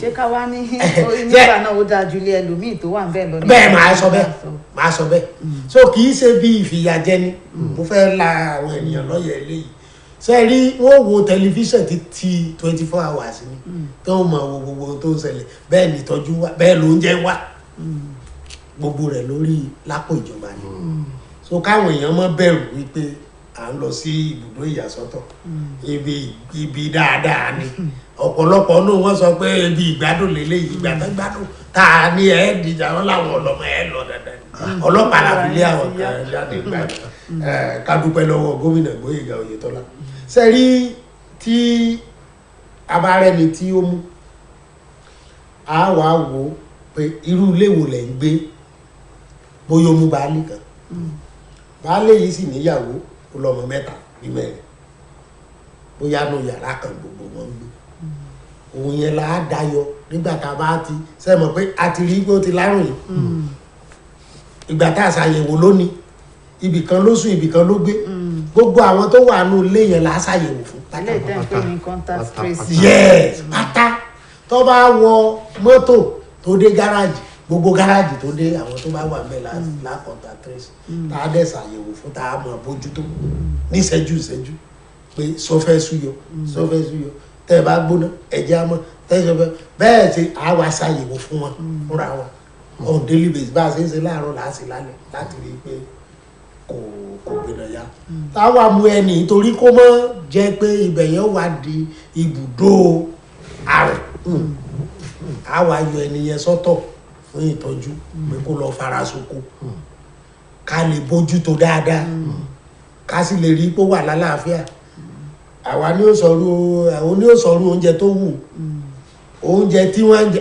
àníbò oúnjẹ wọn làwọn ò lọ mọ́ oúnjẹ àjẹ àjẹyó àti àjẹsẹ́kù ìgbà tó bá lóun yó lóyó a sì rí ìtọ́jú tó péye. a sì rí ìtọ́jú tó péye bí dókítà ti ń pòyì rẹ̀ ní nọ́ọ̀sì ó mọ̀ pòyì rẹ̀ bẹ́ẹ̀ ni gbogbo ó mọ̀ pòyì rẹ̀. irú ẹni tẹ́ bá wá yà sọ́tọ̀ sínú ilé ìtara rẹ̀ yẹn ṣé ẹ fi òṣìṣẹ́ lẹ́tọ̀ ìlera sí. mo ń bọ̀ mà tó bá wá sọ pé ilé fúláàtì ló ń gbé tó ní yàrá 3 ẹ̀yin ará ilé bó ṣe rí o ọlọ́run ní sọ bí ìdìbùdó àìsàn kó mọ́ bá di pé ó mú gbogbo yín baálé yín ẹjẹ́ wà ní inú yàrá kan yìí o yàrá kan tó wà ní ó ti máa wẹ̀ o ibẹ̀ ni ó ti máa jẹun o àwa làwọn máa gbóúnjẹ fún ẹ̀kàn sóúnjẹ ntí àwa làwọn máa bá ṣe gbé fún bá ṣe kó àwọn nǹkan tó ti lò tá a ṣètò fún bóyá tó dà tí bẹ́ẹ̀ ò bá jẹ́ ibi tí yàrá yẹn bóyá kò ń ṣe ibi tó dá ní ibi tí ó ti wẹ̀ àwọn elétò ìlera wa ní òwẹ̀ ó dẹ̀ ní ohun tí wọ́n wọ̀ tí wọ́n fi dáàbò bora wọn ká tó ṣe èyí lè mọ́ wà fún lébù fáwọn ọmọ àtìyàwó so àwa ṣe àtòògùn rẹ ní o àti gbogbo rẹ ní o yóò wà ń bẹ torí pé ó dá ìyàrá kan ní nínú ilé rẹ tó jẹ́ pé àwọn ọmọ ò lè wá sọ́dọ̀ rẹ̀ so ìgbà tá a bá ti sọ fáwọn ẹbí náà ràn wá lọ́wọ́ láti ṣe àwa fi elétò ìlera kan tí ó mọ̀ wò láàárọ̀ tí ó mọ̀ wò lọ́sàn-án tí ó mọ̀ wò lálẹ́ kì í ṣe pé yóò kàn mọ̀ wò sọ wà yóò ṣàyẹ̀wò yóò mẹ́yọ yóò ṣe gbogbo àyẹ̀wò fún láàárọ̀ yóò ṣe lọ́sàn-án yóò ṣe lálẹ́ torí ẹlòmíì nǹkan ti lè máa ṣe kó mọ̀ jẹ́ ní tí complete ṣùgbọ́n nínú àyẹ̀wò yàwá ọmọ tó bá wá di pé ọ̀rọ̀ rẹ̀ di pé ká gbé kúrò ńbẹ̀ fún ìtọ́jú tó pélé sí á tètè gbé tó bá dẹ̀ ń gbádùn pẹ̀lú bó ṣe wà yóò gbádùn títí tí ó fi lọ lára rẹ̀ tá a fi ní kó yọjú sáwọn ìlú bó ti rí nù. ẹ̀yin èèyàn wa mo mọ̀ pé ẹ ti rí àwọn nǹkan tó ṣe pàtàkì gbọ́ lẹ́nu àlejò wa fún ti abala àkọ́kọ́ lórí ètò yìí lónìí. Dear viewers at home, I know you have been seriously educated on the scourge of monkeypox by the special advisor to the governor on public health, Dr. Siji Olamiju. Thank you. And we hope that you take advantage of all he has said to better your health status, especially as it concerns monkeypox. Yes, thank you, Tunde. We really want to appreciate Dr. Shiji Olamiju for coming on the program this morning. I want to say on behalf of the producer of this program, Oladayo Olanipeku, we say thank you. Thank you. You are welcome. But before I leave, I want to charge the people of the state of Osun to still be wary. Lassa fever is still on. COVID-19 has not gone completely. And we should be prepared also against cholera. We have been sensitized from NCDC that we may likely have serious outbreak of cholera.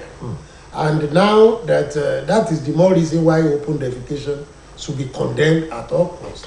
Rain is falling now, falling onto the ground and onto the, the surfaces where those fecal matters have been passed, once into the water, once into our well, we could also, culminate into this serious outbreak. But people should be aware of their health, keep their environment very neat, and make sure they drink good and hygienic water, please. Thank you. Thank you very much, Dr. Shiji Olamiju, who has been educating us on monkeypox. Thank you, sir. We do hope that you have enjoyed every bit of that segment, and the next segment of the program will be underway in a moment. Meanwhile, I want to specially thank Dr. Olamiju again for coming. You are welcome, sir. Yes, the second guest segment is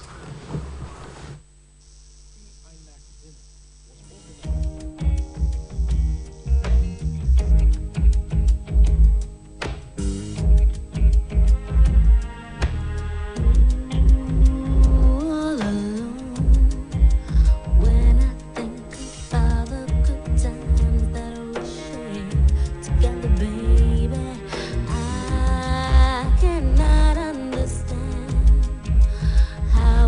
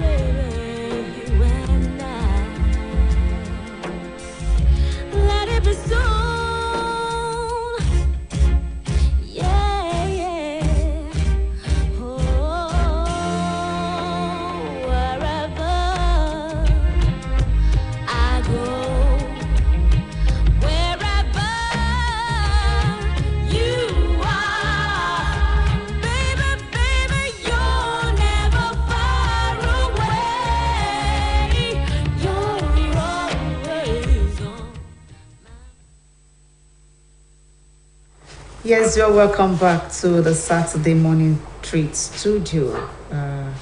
We hope you enjoyed Dr. Shiji Olamide on the first guest segment. And now we are on the second guest platform, and our guest is seated here with us.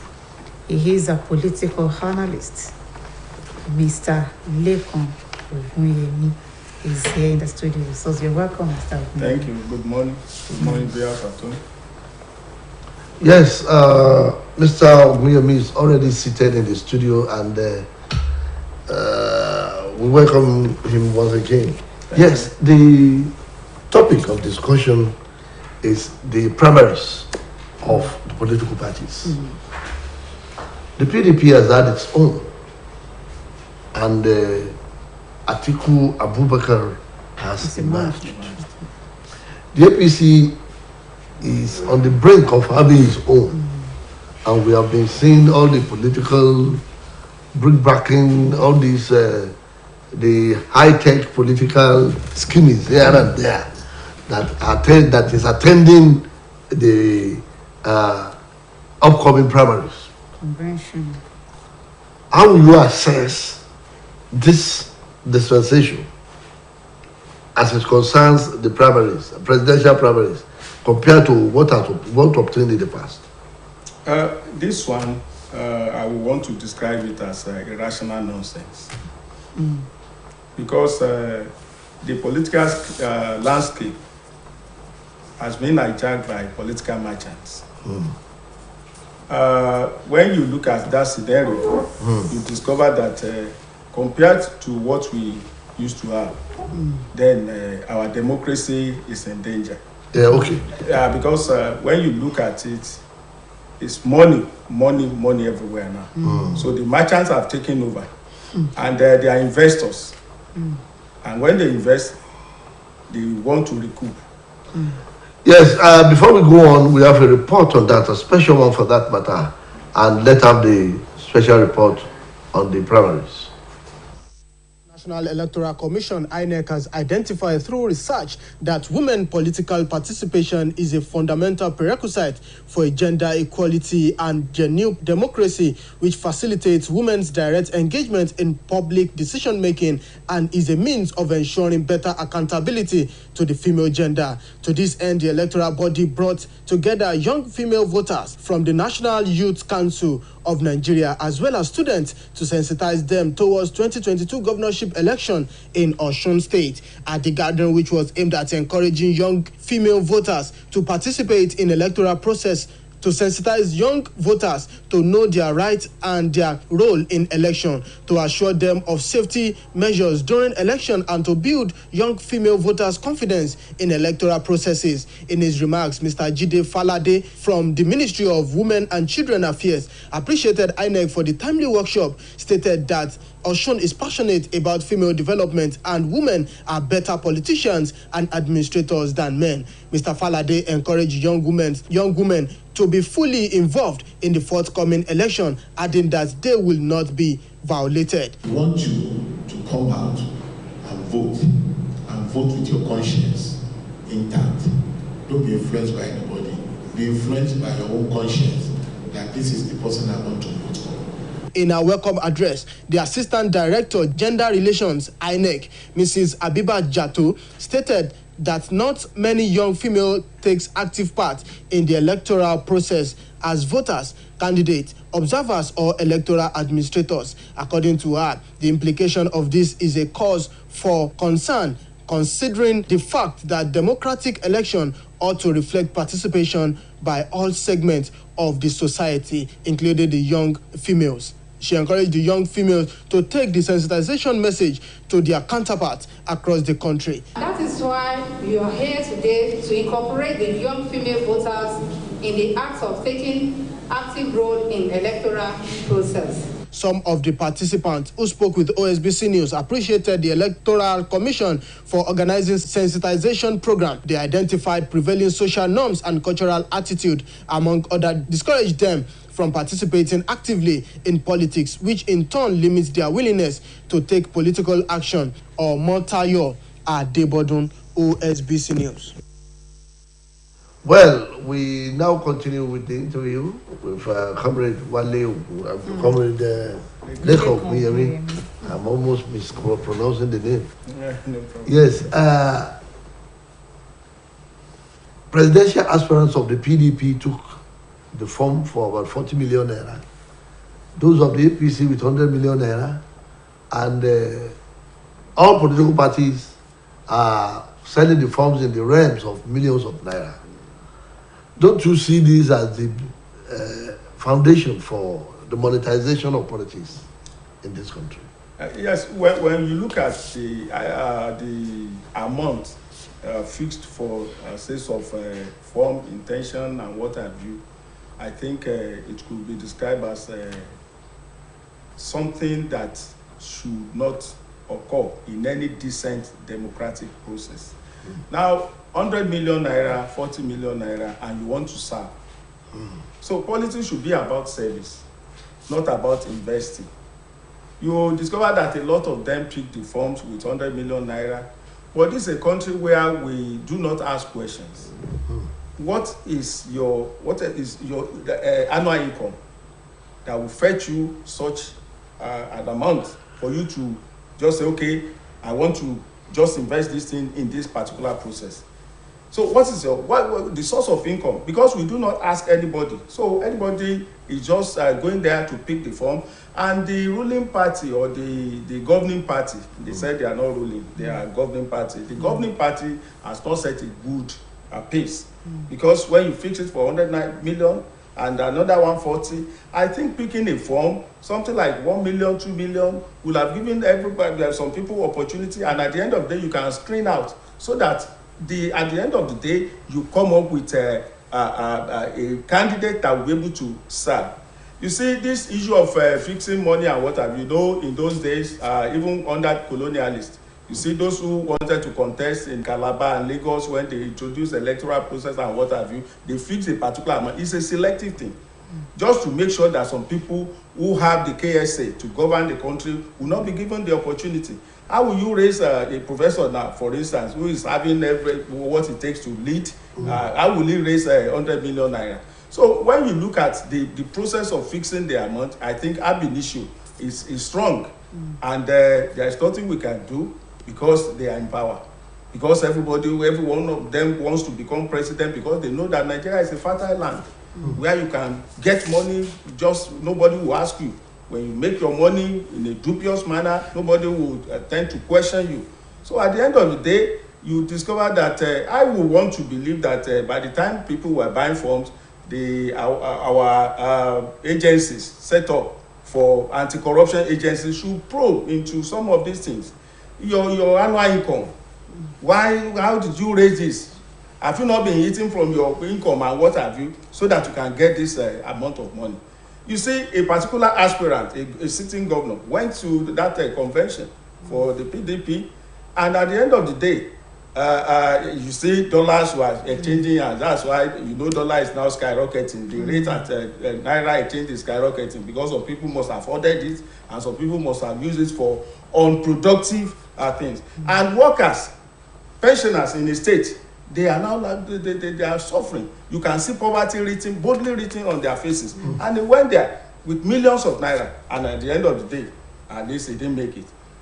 But one thing is that our anti-corruption agencies should come up and say, okay, you are obtaining this form for 40 million naira. Let us know your income. How much have you been paying as taxes? So that we can generate income from all those things, or we can question. But as long as we fail to question, those people who are obtaining form or who are going into politics and what have you, definitely is going to make a nonsense of our democratic process. Because we are talking about democracy. Democracy is not a money-driven one. We have seen presidents of various countries in the world. Barack Obama left as a president of America. He purchased an apartment with mortgage loan. But today, when you become a president, or even you see a lot of things, you see a lot of properties. And the beauty of capitalism, if care is not taken, is to have everything for nothing. You are just amassing all these things. So I think there is the need for anti-corruption agencies and the rest to question them It's not only we invite them. Okay, we learn that you have purchased this form for. How did you raise it? But you know, some of them are now hiding under some proxies. You say, okay, our people from my constituency, they obtain form for me, this and that. Then you can invite those people. Let us know them. Faceless people obtaining form. 100 million naira. At 100 million naira. So let's look at the number of these people that have gathered 100 million naira. Then you can equally probe into their finances. What have you been doing? Yes, 10 of the 23 presidential aspirants of the APC were screened out yesterday. Reportedly screened out. Yesterday. Let's say it that way. Yesterday. Yes. And don't you think this will have a negative effect on the chances of the party? Or don't you see a crack in the party with this? Well, let's look at it from this perspective. When we talk about political party, the simple definition is the group of people who all share the same interest, have the same philosophy, have the same ideology, and come together to take control of the government of a particular society. So when we say a group of people, by the time you join a particular party, you need to subsume your interest to the interest of that party. Because the society will be a wide jungle of interest if we don't have political parties that will synchronize, that will harmonize, that will work together all the divergent views of different people. So if we are looking at it from that perspective as a collective entity, if we are looking at it as a party, as a collective entity of all the members now, then it shouldn't have any counterproductive effect. But in Nigeria, that is what ought to be. What is that individualism has taken over. An individual who wants to become the president is not thinking about the party, is not thinking about the society, but they are thinking about self, myself. So if we situate it in that context, within that context, then we can now say that it will have counterproductive effect, because some people have been saying that it is either me or nobody. But somebody must be there. So if we are looking at it, when a party comes up with a particular parameters or criteria to screen their aspirants who will be able to at least contest favorably with the other, then I don't see anything wrong in that, except that if we discover that some of the parameters set were targeted towards a particular or some group of people. But if not, if it is a genuine thing that the party believe in it, then there shouldn't be any problem, because we are talking about somebody who will represent the party, not yourself. So that is the problem we are having, because political parties are not they are not functioning as expected now, and that's why you see some governors say my government, which it should be our government, the government of that political party. You should be able to implement the ideology and the programs of your party to the letter. But today you see some people, when they get there, they come up with another thing, 3-point agenda, 7-point agenda. That is personal agenda. It is the party manifesto that you must implement. So that is, but people today, it will have counterproductive effect on it only if you believe that parties are just they are your property, that the political parties are properties of individuals. But as a collective entity, it shouldn't have any problem. It shouldn't have any uproar. There shouldn't be any political disquiet. There shouldn't be any political value on that, because the party should have a say, and you are representing a party, not yourself, not your home, not your household. Thank you, Mr. Guyemi. Let's talk about the emergence of Atiku Abubakar as the candidate of the People's Democratic Party to run for the president next year general elections. Some say it is dangerous for the democracy of the country. Some say it is even good for the democracy and even his party. Which one do you align with? You see, we have perspective. When we talk about politics, when we talk about history, you have perspective. People view things from different angles.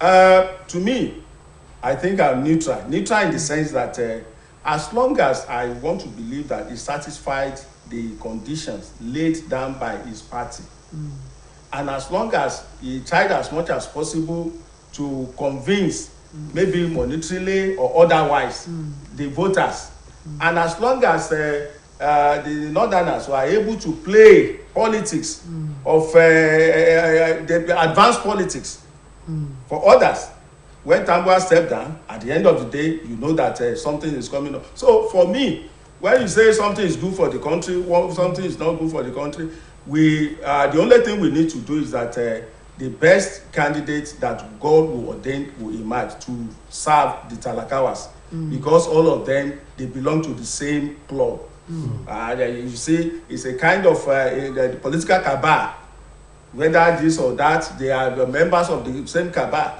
You see, they eat together. You know, the other time, Atiku was the one that paid the dowry for the son of the president. You should know, and that is why people, the followers, should be reasonable.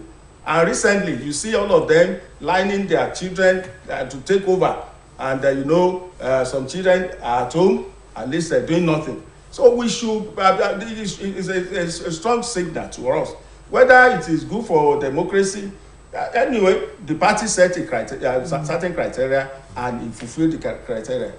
Then electoral laws are there, so I don't see anything bad or good, bad in such a thing, because in as much as he has satisfied the necessary prerequisites for him to contest, and he won at the end of the day.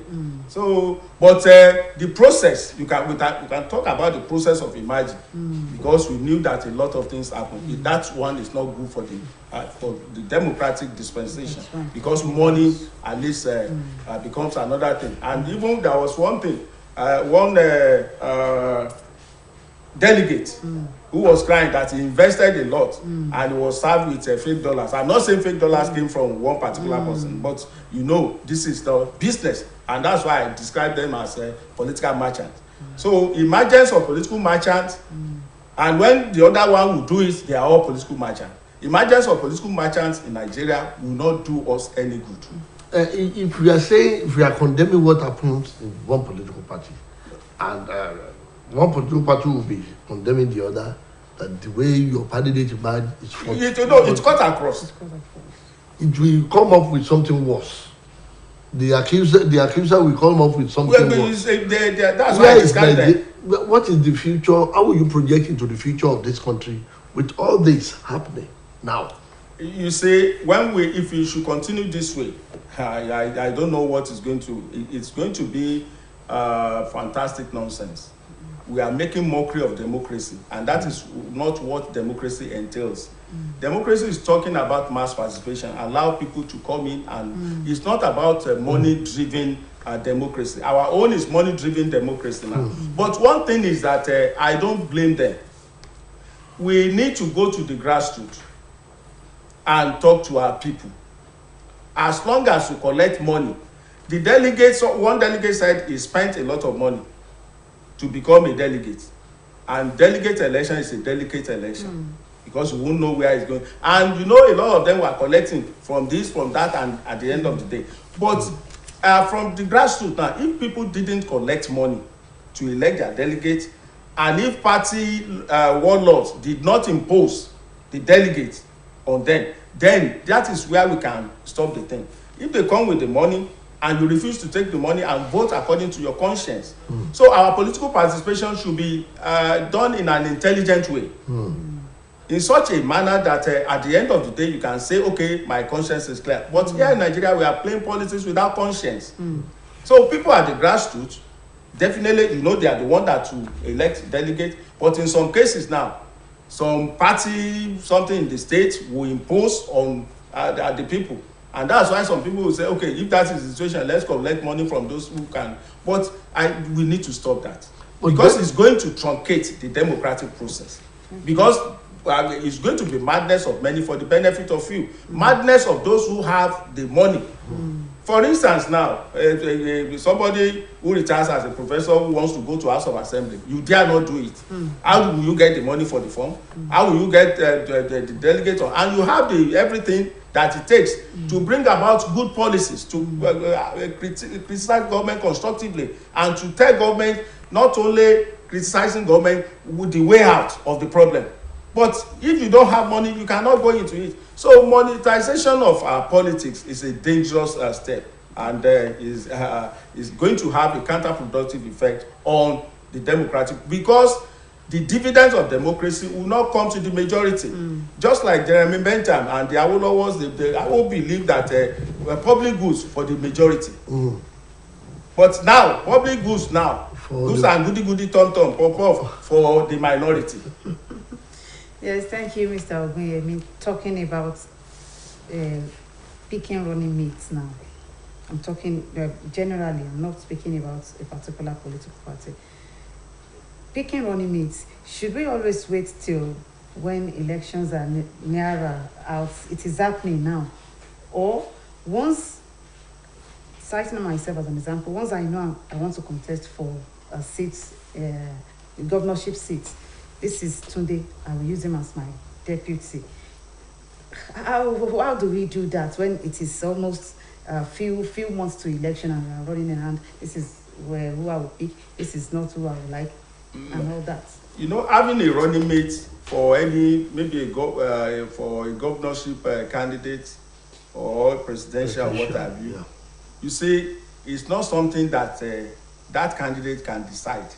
That is where when I said the party, if we have functional political parties now, the parties should sit down and consider, look at various parameters and various yardsticks to be used to pick a running mate, to balance all the centripetal and centrifugal forces within the political system. So there is a need. You see, no candidate can say, because it's not his government. If Atiku or whoever emerges from APC now, when they are campaigning, you won't say, oh, this is Atiku political party. No, it's PDP. So it involves a lot of scheming.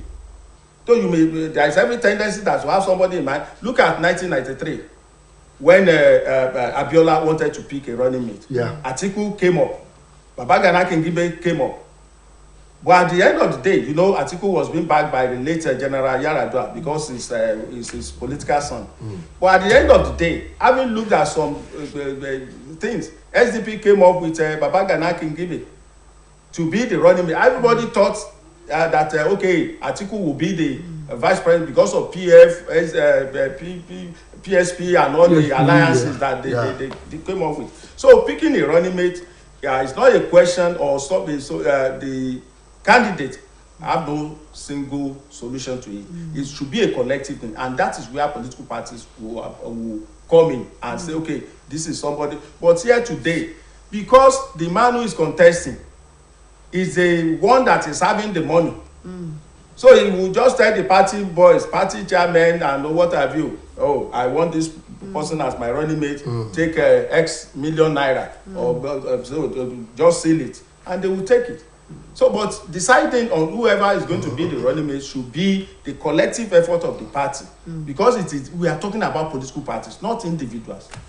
So I think it's still in line. They have to consult widely before making a running mate, so that at the end of the day, some people will not feel that they are being sidelined and what have you in the democratic process. Yes, political parties, primaries, in the olden days, in those days, bring a lot of, bring with it a lot of bickerings. But I think it is getting better now. But be that as it may, after the primaries of the PDP, others came around to say they will work for the man who emerged. But already now, within the APC, we are already seeing obvious signs that it may not be the same story. How will you look into this and proffer some solutions? You see, we need to assess the party structure and the party itself, because what is good for you might be not okay for me. For instance, when you look at PDP right from the onset, except those who moved en masse to APC and later went back, you discover that PDP has always been PDP. When you look at the composition of APC, APC is amalgamation of political groups. Yes. ACN, Party Labour, and CPC, and what have you. Abga, then people from PDP. And when you look at PDP and the APC today, you see the national chairman came from PDP, perhaps the secretary and the rest. So when you look at it from that background, you discover that we are talking about people who do not share ab initio. Right from the one, they did not share, they did not have the same political philosophy. They didn't have the same ideology. So they all brought back in, but instead of them to say, okay, we are forming a political party, we subsume we have subjected all our interests into this new party that we are forming. It is not like that. They are still meeting. So as a result of that, when people came and rallied around that, they knew that they needed it because PDP has been running in the desert for some time now. So they don't, and you know what it means. When you are running in the desert, no water, nothing, and so they need to sit down and make sense. And okay, let us rally around this one, so that at the end of the day, we'll be a partaker in the sharing of the national cake. And but this time around, you see that political heavyweights came together to form with their different interests, different background. When you look at it, they don't share the same ideology. So at the end of the day, some people will say, whether you like it or not, if I'm not the one, then no more, I'm no more interested in the membership of that party. So when you look at it from that background, you should expect it. And but what we, just like you mentioned, that we need to provide solutions. People should go into politics to serve. So if that is the situation, then I don't think all this bickering and what have you, everybody cannot become the president. But because of the monetary influence, and some people, they are so advanced in politics, they want a group. You see, they discover that seek ye the kingdom of God, and all other things shall be added unto you. Seek ye the political power. Look at what Tambua and the article PDP primaries. At the end of the day, one of them stepped down, say, okay, this political power should come to us. So if he didn't do that, it would have gone the other way. Yes. But because of their high intellect and political scheming, they discovered that, okay, if not for today, then tomorrow it can be, I still have age, I still have some other things in my favor, then let me allow my kinsman to take over. Look at the South. They have been clamoring, no, we want this, we want that. Why is it that all the delegates in the South, why is it that they didn't vote for a particular party? So you see different people with different ideas, with different background, they came together to join, to form a party. Then you should expect that when things are not going on, it will be to your 10th whole history. The center, there will be disequilibrium in the political process. We are still watching. ẹ̀yin èèyàn wa tí ẹ̀ wò wá lé àǹfààní rẹ̀ fún wa láti mú ìfọ̀rọ̀wánilẹ́nuwò wá fún elédè Yorùbá tẹ́tù láǹfààní àti gbọ́ gbogbo nǹkan tí a ti sọ lédè Ìgbò. Àlejò wa ní ọ̀gbẹ́ni Lékan Ògúnyẹmí tí wọ́n jẹ́ onímọ̀ nípa ọ̀rọ̀ òṣèlú. Ohun tá à ń sọ̀rọ̀ dé lórí ni bí ètò òṣèlú ṣe ń lọ lórílẹ̀‐èdè lásìkò yìí táwọn ẹgbẹ́ òṣèlú ṣe ìdìbò abẹ́nú láti yan ẹni tí ó jẹ́ olùdíje fún ipò ààrẹ àtàwọn ipò míì náà tí ó ti ń wáyé lẹ́nu lọ́ọ́lọ́ yìí nínú àwọn ẹgbẹ́ òṣèlú tá a ní lórílẹ̀‐èdè Nàìjíríà. Ẹ jẹ́ bẹ̀rẹ̀ báyìí. Láìpẹ́ yìí ni ẹgbẹ́ òṣèlú APC kéde àná ní akéde pé 10 nínú àwọn tí wọ́n fi mílíọ̀nù lọ́nà ọgọ́rùn-ún náírà gba fọ́ọ̀mù pé wọ́n ní wọn ò kúnjú òṣùwọ̀n láti ẹ̀ ti yọjú síbi ìdìbò abẹ́nú ẹgbẹ́ òṣèlú ọ̀hún tí ó wáyé ní kọ̀pẹ́ kò jìnnà ojú ò lè fi wo eléyìí. Ẹ ṣe rí tí ó bá jẹ́ pé gẹ́gẹ́ bí a ṣe ń wo ẹgbẹ́ òṣèlú, lára àwọn nǹkan tí ẹgbẹ́ òṣèlú ni pé àwa tá a jọ ní ọkàn kan, tá a ní àfojúsùn kan la kóra wa jọ pé a fẹ́ gba ètò ìṣàkóso ìjọba, kì í ṣe pé pẹ̀lú ìbọn, pé ìbò la fẹ́ fi gbà. òun ni wọ́n gbọ́dọ̀ jọ ní àfojúsùn kan náà.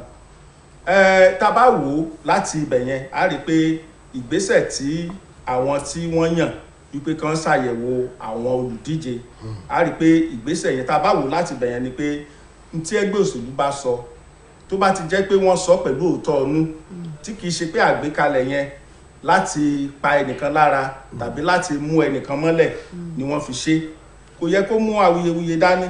Ó fẹ́ sìnlú ni, ẹgbẹ́ òṣèlú sì ní ọkọ̀ tí ó gbé ọ débi tó ti sìnlú, ṣùgbọ́n wọ́n ní wẹ́ báyìí ò tí ì ní àṣẹ láti wọ ọkọ̀ yìí torí pé bóyá aṣọ rẹ ó yá níbì kan, bàtà rẹ ó jẹ kúmbà, fìlà rẹ ò dá tó kò bá tẹgbẹ́ mu, ó yẹ kí àwọn tó bá kàn ó yẹ kán gbà torí ẹgbẹ́ òṣèlú la pè kì í ṣe ẹgbẹ́ ẹnìkan. Ṣùgbọ́n tá a bá wá wo ohun tó ń ṣẹlẹ̀ lórílẹ̀‐èdè ní àkótá wà yìí, àwọn alówólódù olóṣèlú ńlá ní báyìí tó jẹ́ pé dìbò kọ́kọ́ ilé ìdìbò kọ́ lọ Amẹ́ríkà gan ti wà mẹ́rin because gbẹ̀ bá ní 18 million 19 20 million ṣe mọ̀ ẹ rí i pé tó bá ti jẹ́ pé à ń wo tara ẹni nìkan kò lè ṣeé ṣe. Tó bá sì rí i pé ètò tí wọ́n gbé kalẹ̀ yẹn ó wà láti ṣe àtakò tàbí láti mú ẹnìkan mọ́lẹ̀, ṣe mọ̀ pé yóò di wàhálà. Ṣùgbọ́n tẹ́mi rò ní pé ètò tí wọ́n gbélẹ̀ pé kẹ́nìkan mọ́ díje kẹ́nìkan wọn tó bá ti jẹ́ àfẹnukò tí wọ́n ti àfojúsùn wọn ni kò yẹ kí ẹnìkan ó yẹ kí gbogbo wọn kàn gbà kàn sì ṣiṣẹ́ papọ̀ kàn pàtọ̀pọ̀ kó lè kó àní àpàṣẹ́pọ̀ àjíyàn oko ẹnìkan ló ń la gbà. Kò sí nǹkan tó wà ní kíní ju pé ìwọ àgbà gan lè jókòó sẹ́yìn báyìí ni ẹ ṣe báyìí ni ẹ ṣe tá a bá àgbájọpọ̀ ní ẹgbẹ́ òṣèlú kì í ṣe àmọ́. Ṣùgbọ́n ní ìsìn àwọn alówólódù wọ́n ti sọ de Man U àti gbogbo ẹ̀bẹ̀ àwọn alówólódù ló ń rà báyìí ló ń ra gbogbo nǹkan tó wà nílẹ̀. Lórí kí mo láti bí alówólódù tí ẹ sọ yìí, ṣé òṣèlú owó ó ti yí wọnú ara wọn, owó yí wọnú òṣèlú, òṣèlú ló yí wọnú owó, ọwọ́ wo la fẹ́ fi jẹ́ fáǹfààní ọjọ́ iwájú orílẹ̀-èdè yìí? Ẹ ṣe rí lórílẹ̀-èdè yìí lówó ti yí wọnú òṣèlú, òṣèlú yí wọnú owó. Nígbà tí àwọn òṣèlú yìí náà aṣàgbọ́njúmọ̀ àwọn kan tó jẹ́ pé wọ́n ń ṣe ohun tí wọ́n fi yùn lọ́lẹ̀ orúkọ wọn ò dẹ̀ lè parẹ́.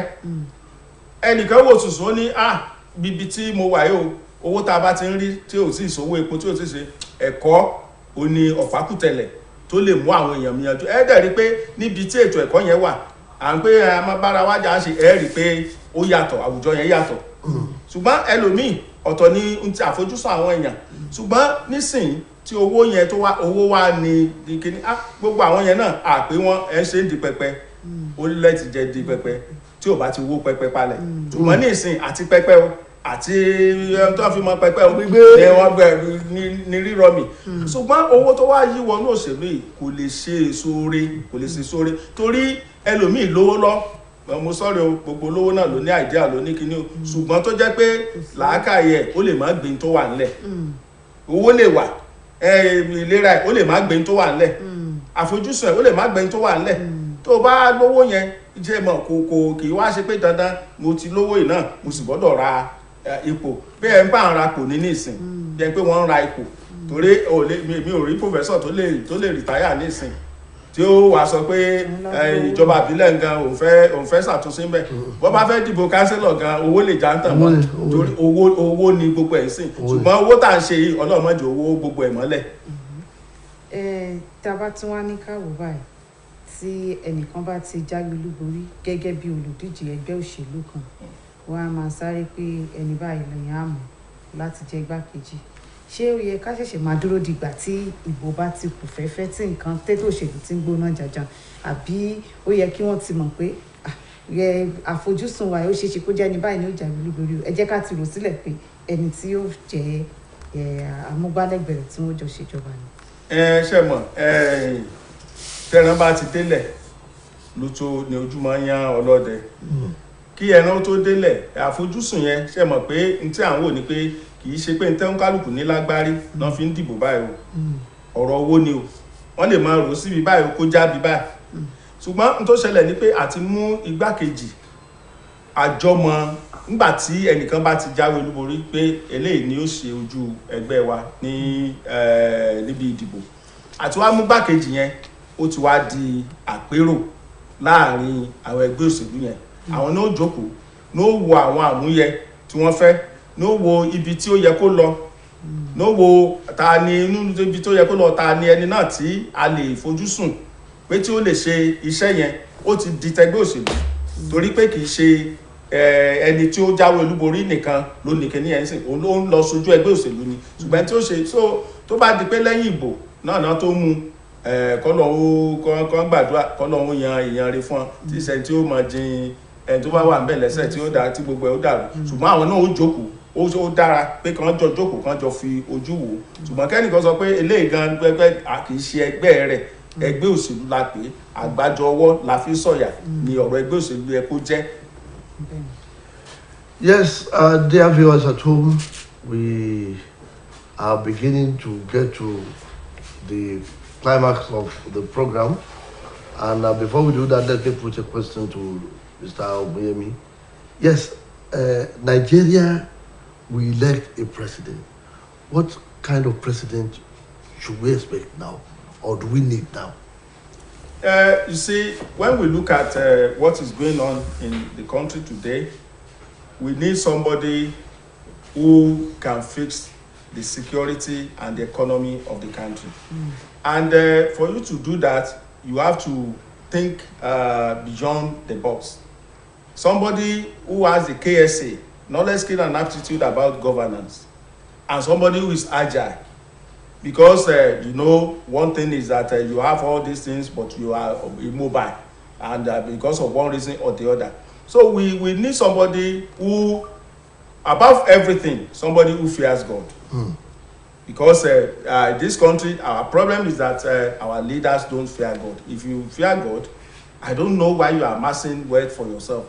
I don't know why security is just like this everywhere. So fear of God is the first thing. Let me reorder it. Fear of God.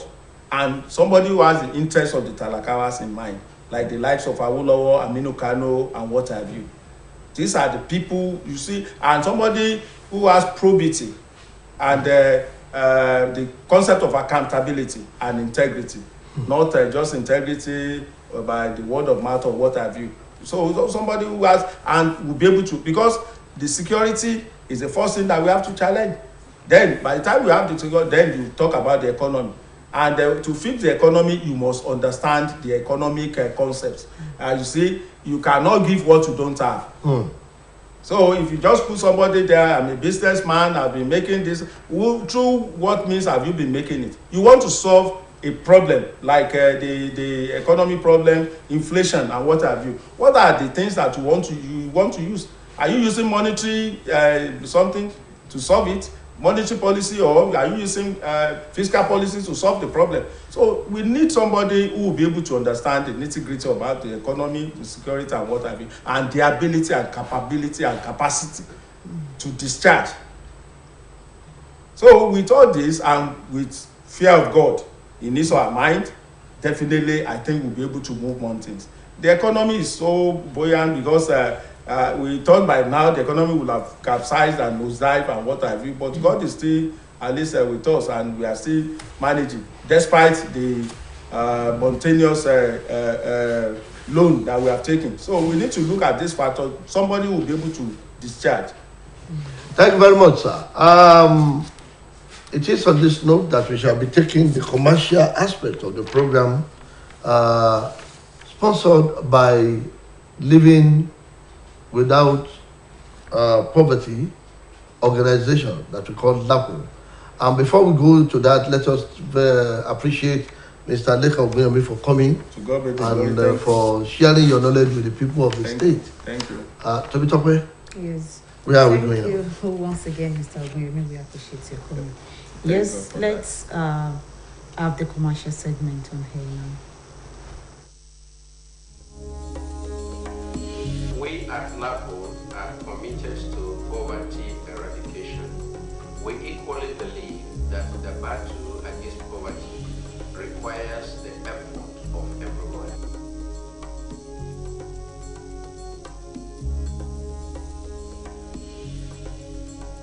Good morning, it's Bridging the Gap today, and I'm Patience Umwana. Thank you for taking our time to watch this program. On this program this morning, we are going to be talking about management and control of hepatitis, which remains a disease of public health concern in Nigeria. And I have with me this morning, I have Dr. Bright Onyobokuko. Doctor, you're welcome to the program. Good morning, Patience. Yeah. Dr. Bright is a public health expert and is also a representative of a Clear Line Management organization. And with him, we are going to be talking about management and control of hepatitis in Nigeria. But before we continue, we will take a short break to bring you the LAPO message. Please stay with us.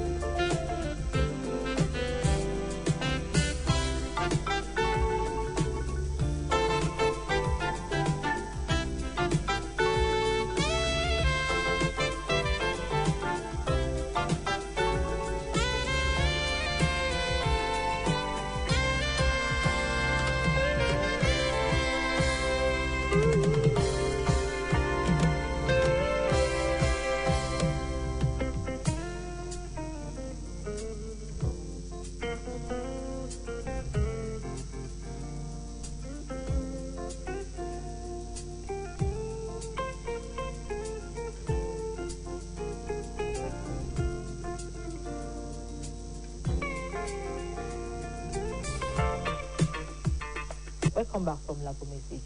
Right, Dr. Bright, let's quickly know what is hepatitis and what causes hepatitis. Okay, first, hepatitis is a virus. It's a kind of, it's caused by a kind of virus. And to be candid, there are 5 types of hepatitis. And it carries hepatitis A, hepatitis B, hepatitis C, D, and E. But of most concern and worry is hepatitis B and C.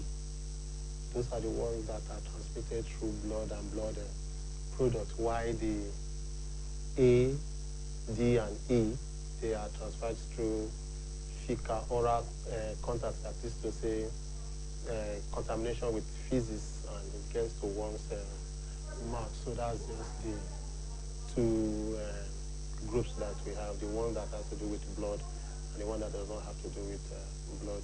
We need to take care of that. They are caused by a class of virus, and they have their affiliation for the liver, and that's where it got the name from.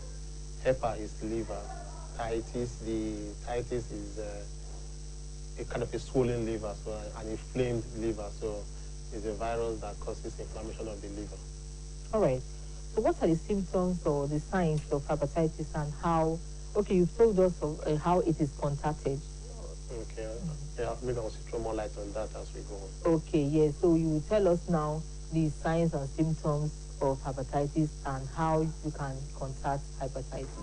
Okay, well, for this, maybe I may just focus more on the hepatitis B and C as the case may be. Like every other virus, usually normal, the regular fever that we get, that hotness of body, feeling of nausea, as if you want to vomit, and pains.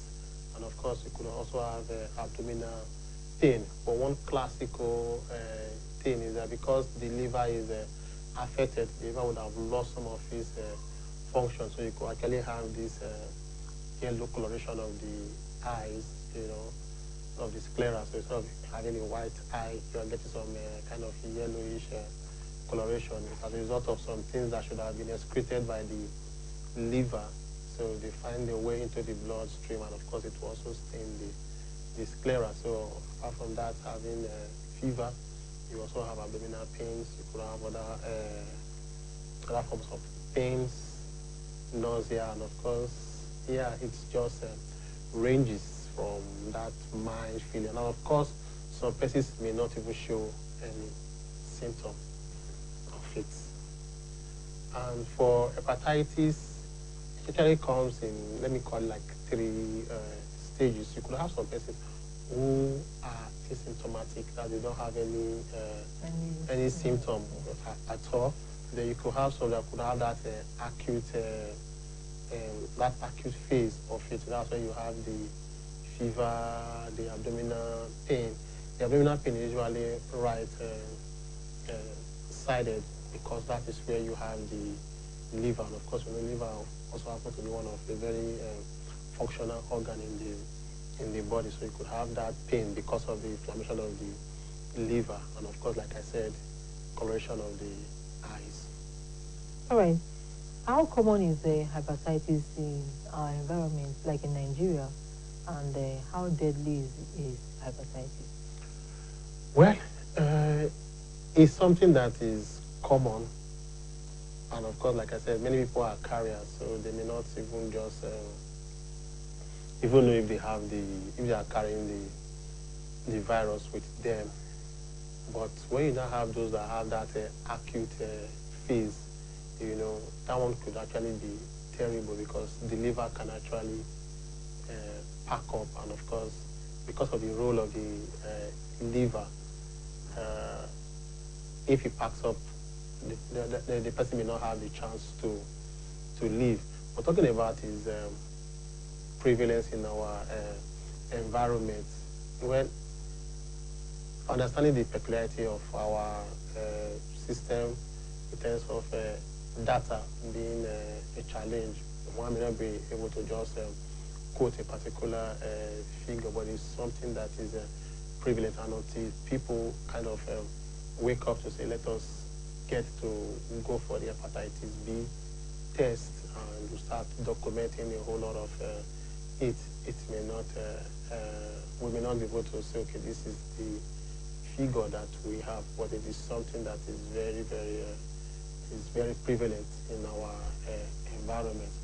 Like I said, for the hepatitis B and C, that is gotten through blood product, or maybe sharing of sharp object, or even through sexual intercourse, because it has to do with blood. It's also very prevalent in our environment. And of course, we know some women who actually have gotten hepatitis B from their husband, who didn't even know that he was carrying, or rather living with the hepatitis B virus. So at the point of when we antenatal, the woman will now discover that she's hepatitis B positive, you know, so you have that.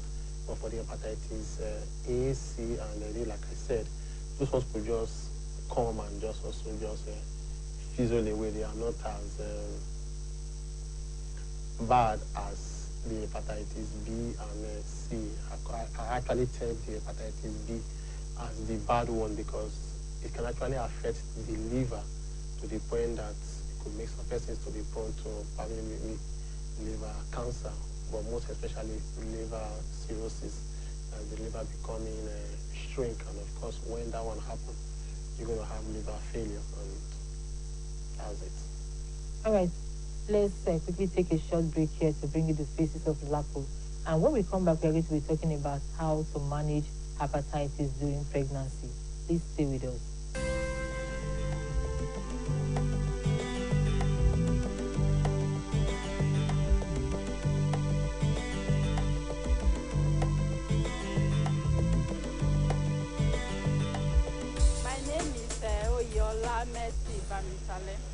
I dey do baby business in Ikotu market. I dey sell baby things to those pregnant women and also for children from the 0 year to 15 years old. When I joined LAPO, I was able to have access to some money that can help me to boost my business. So, and since I've joined them, I've been enjoying the service of LAPO Microfinance Bank. I have achieved a lot of things. When I first started, my shop was not like this. I started with small things. But now, As people can see, I have a bigger shop.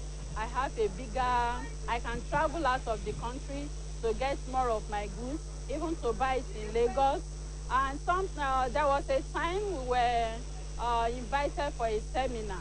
So I attended the seminar. In fact, it was so lovely. They put us through how we can manage our business, how we can do everything.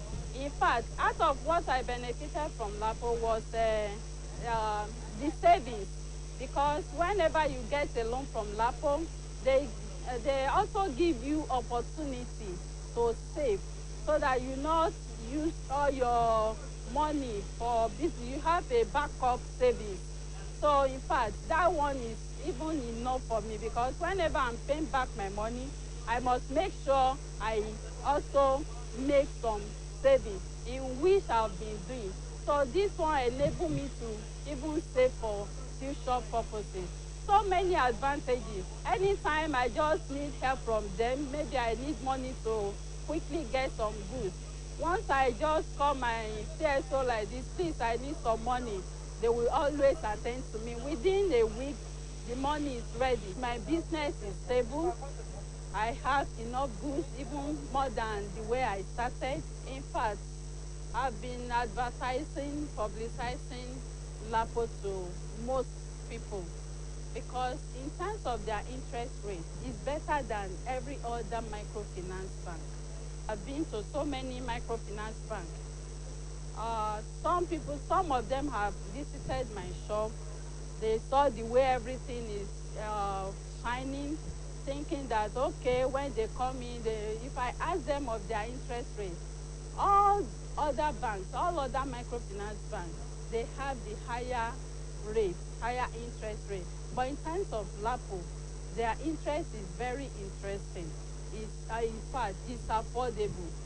Some people will say, I always tell them, LAPO is the best place to go. When you get to LAPO and you get their loan, the staff said, they will pray and say, please, by God's grace, they always pray with you. They always want your progress. Because like my CSO, she will call me each time and pray with me that God will increase your business, you will prosper, God will help you. And I've not been finding it difficult to make the installment accordingly. The women out there, what I have to say to them, if they are not a lazy person, if they run and come to LAPO with sincerity and they have the mind of doing that business, they can venture into any business of their choice. LAPO is always there, ready to assist them. So women out there, I'm just advising everyone, because like me, I started in a little way and God has been helping me. If you are faithful in what you are doing, you would know that within the shortest period of time, your business will increase, and then you have cause to be happy at the end of everything. My final words to LAPO is they should keep their good work, and I pray that God will continue to help the chairman of LAPO Microfinance, the founder of LAPO Microfinance Bank, and I pray that the good Lord that has been helping them right from inception will continue to help them, and then their business will be known worldwide, and God will give them the grace that nothing will destroy their good work in Jesus' name.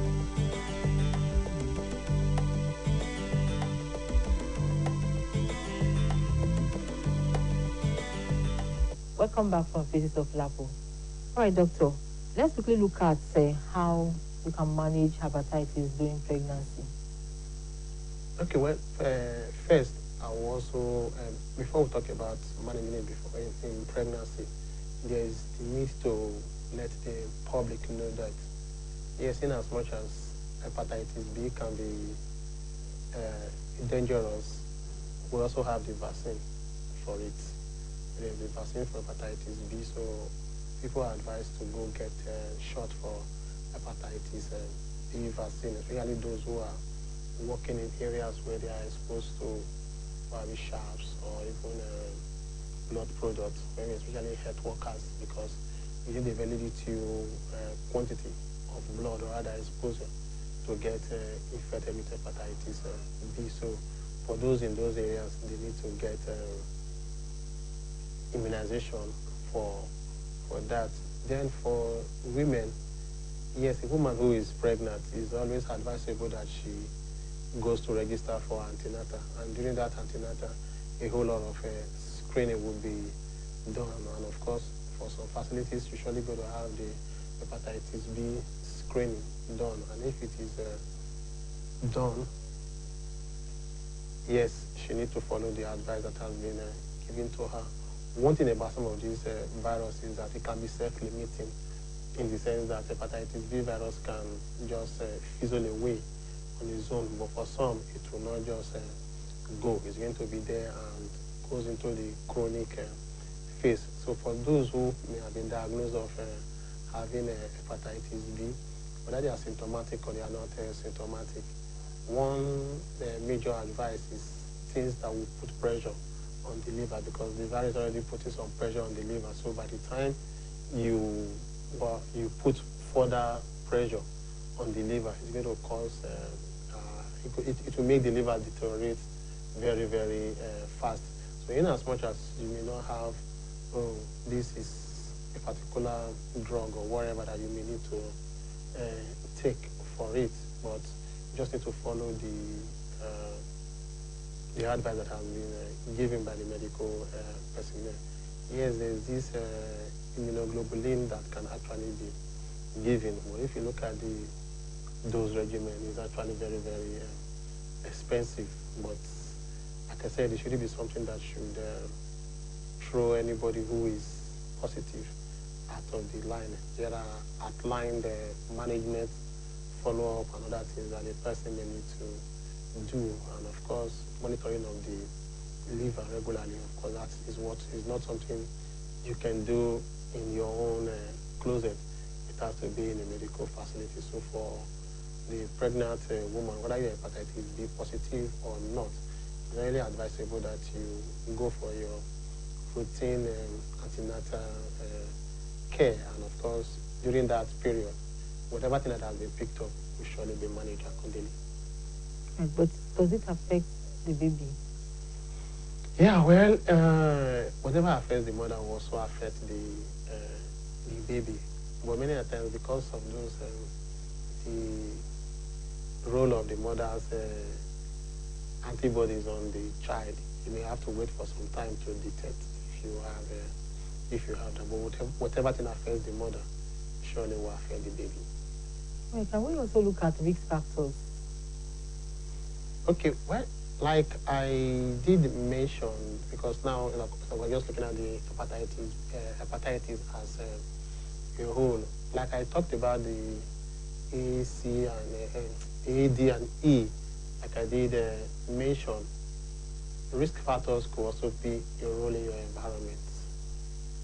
You understand? Because if those who are carriers, where their urine, their feces, if their feces or urine contaminates the food or the water that you drink, you can actually pick it up. So if you have people in kind of environment that are not hygiene, it can actually put people at risk of that. Then for the hepatitis B and C, that one has to do with blood. And of course, risk factors for that are those who are sharing sharp objects, those who are indulging in unprotected sexual intercourse, blood transfusion. So whatever thing that has to do with blood, if they're having contact with it, that will put those who are, that will put some persons at risk of hepatitis B and hepatitis C. Okay. What are some of the challenges we've experienced so far in trying to eliminate the virus? Well, first and foremost is the challenge is the issue of ignorance, and I think that's what LAPO is trying to address in this area. People should need to get more information, get proper understanding. If they get proper understanding on it, it will go a long way to help. And of course, our awareness campaign should be up and going for people to understand this is what it is and this is what they should do, what they should not do.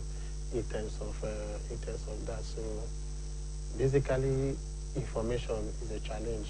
People don't have information about it, and of course, yes, the liver hepatitis. Yes, the name is big. The name is big, so it could instill a whole lot of fear in the minds of people.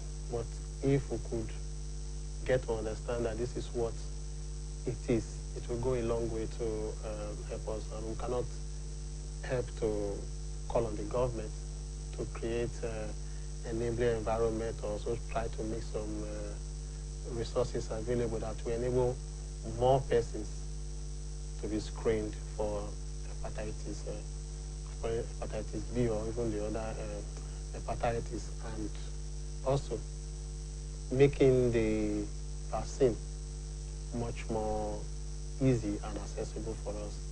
For newborn babies who are neonates, infants, sorry, they have access because it's hepatitis B vaccine is part of the routine immunization that we have. But for adults who may not have been vaccinated at that point in time, or who may be needing booster doses, you understand, the cost also need to be looked into so that more persons can get vaccinated for it. So how many times do you take this vaccine? Yeah, I think it's scheduled in first dose, second dose, then you have the booster dose. All right. So do you have final words for our audience? Well, what I have, no matter how the name may sound, get more information, get more clarification about it, and know how to follow it up, because we have one challenge in this, our society, like Nigeria. We want to fight what we don't know. And if you are fighting what you don't know, it becomes a big challenge. But first, know what you are fighting, know what it entails, and fight it. You know properly what you are fighting. So for hepatitis B, let us get the information. Like I did mention, we need to change our behavior. We need to look at our environment. We need to look at our hygiene. It will go a long way to help us. Thank you. All right. Thank you very much, Dr. Wright, for being here today. Yeah, this morning we've been talking about, we've discussed extensively on the management and control of hepatitis in Nigeria. And I want to say that Nigeria has what it takes to eliminate hepatitis, the viral hepatitis in Nigeria, with its vast mineral, natural resources, and even human capital.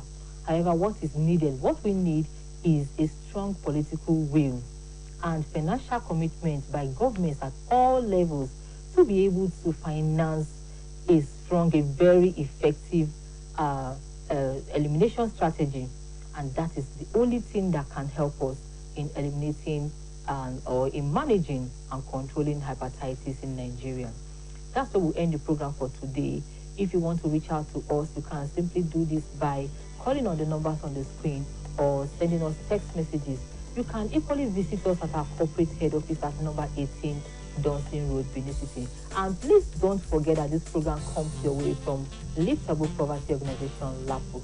Till we come your way again, it's bye-bye.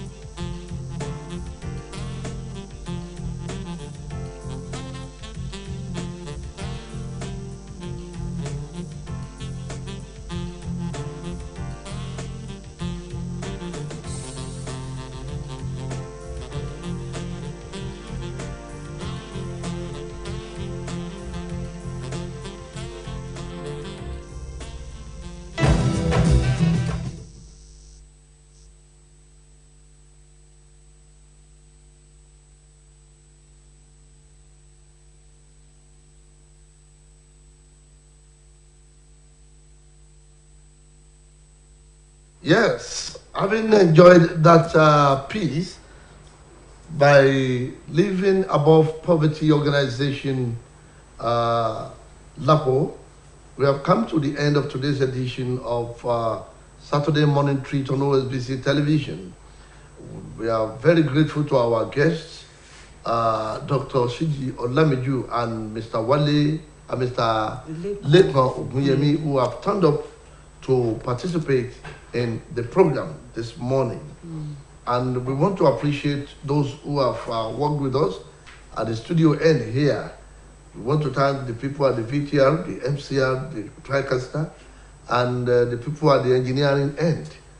Special thanks to our producer, Oladayo Olanekwekun, and the assistant producer, Abdul Jalil at DBC, and the executive producer, Akinola Owolabi. Babatunde Bolatutu is my name. My partner on the program is Temi Tope.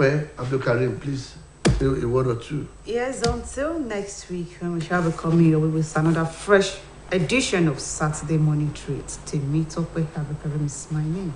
Good morning. Bolatutu is my name. Good morning.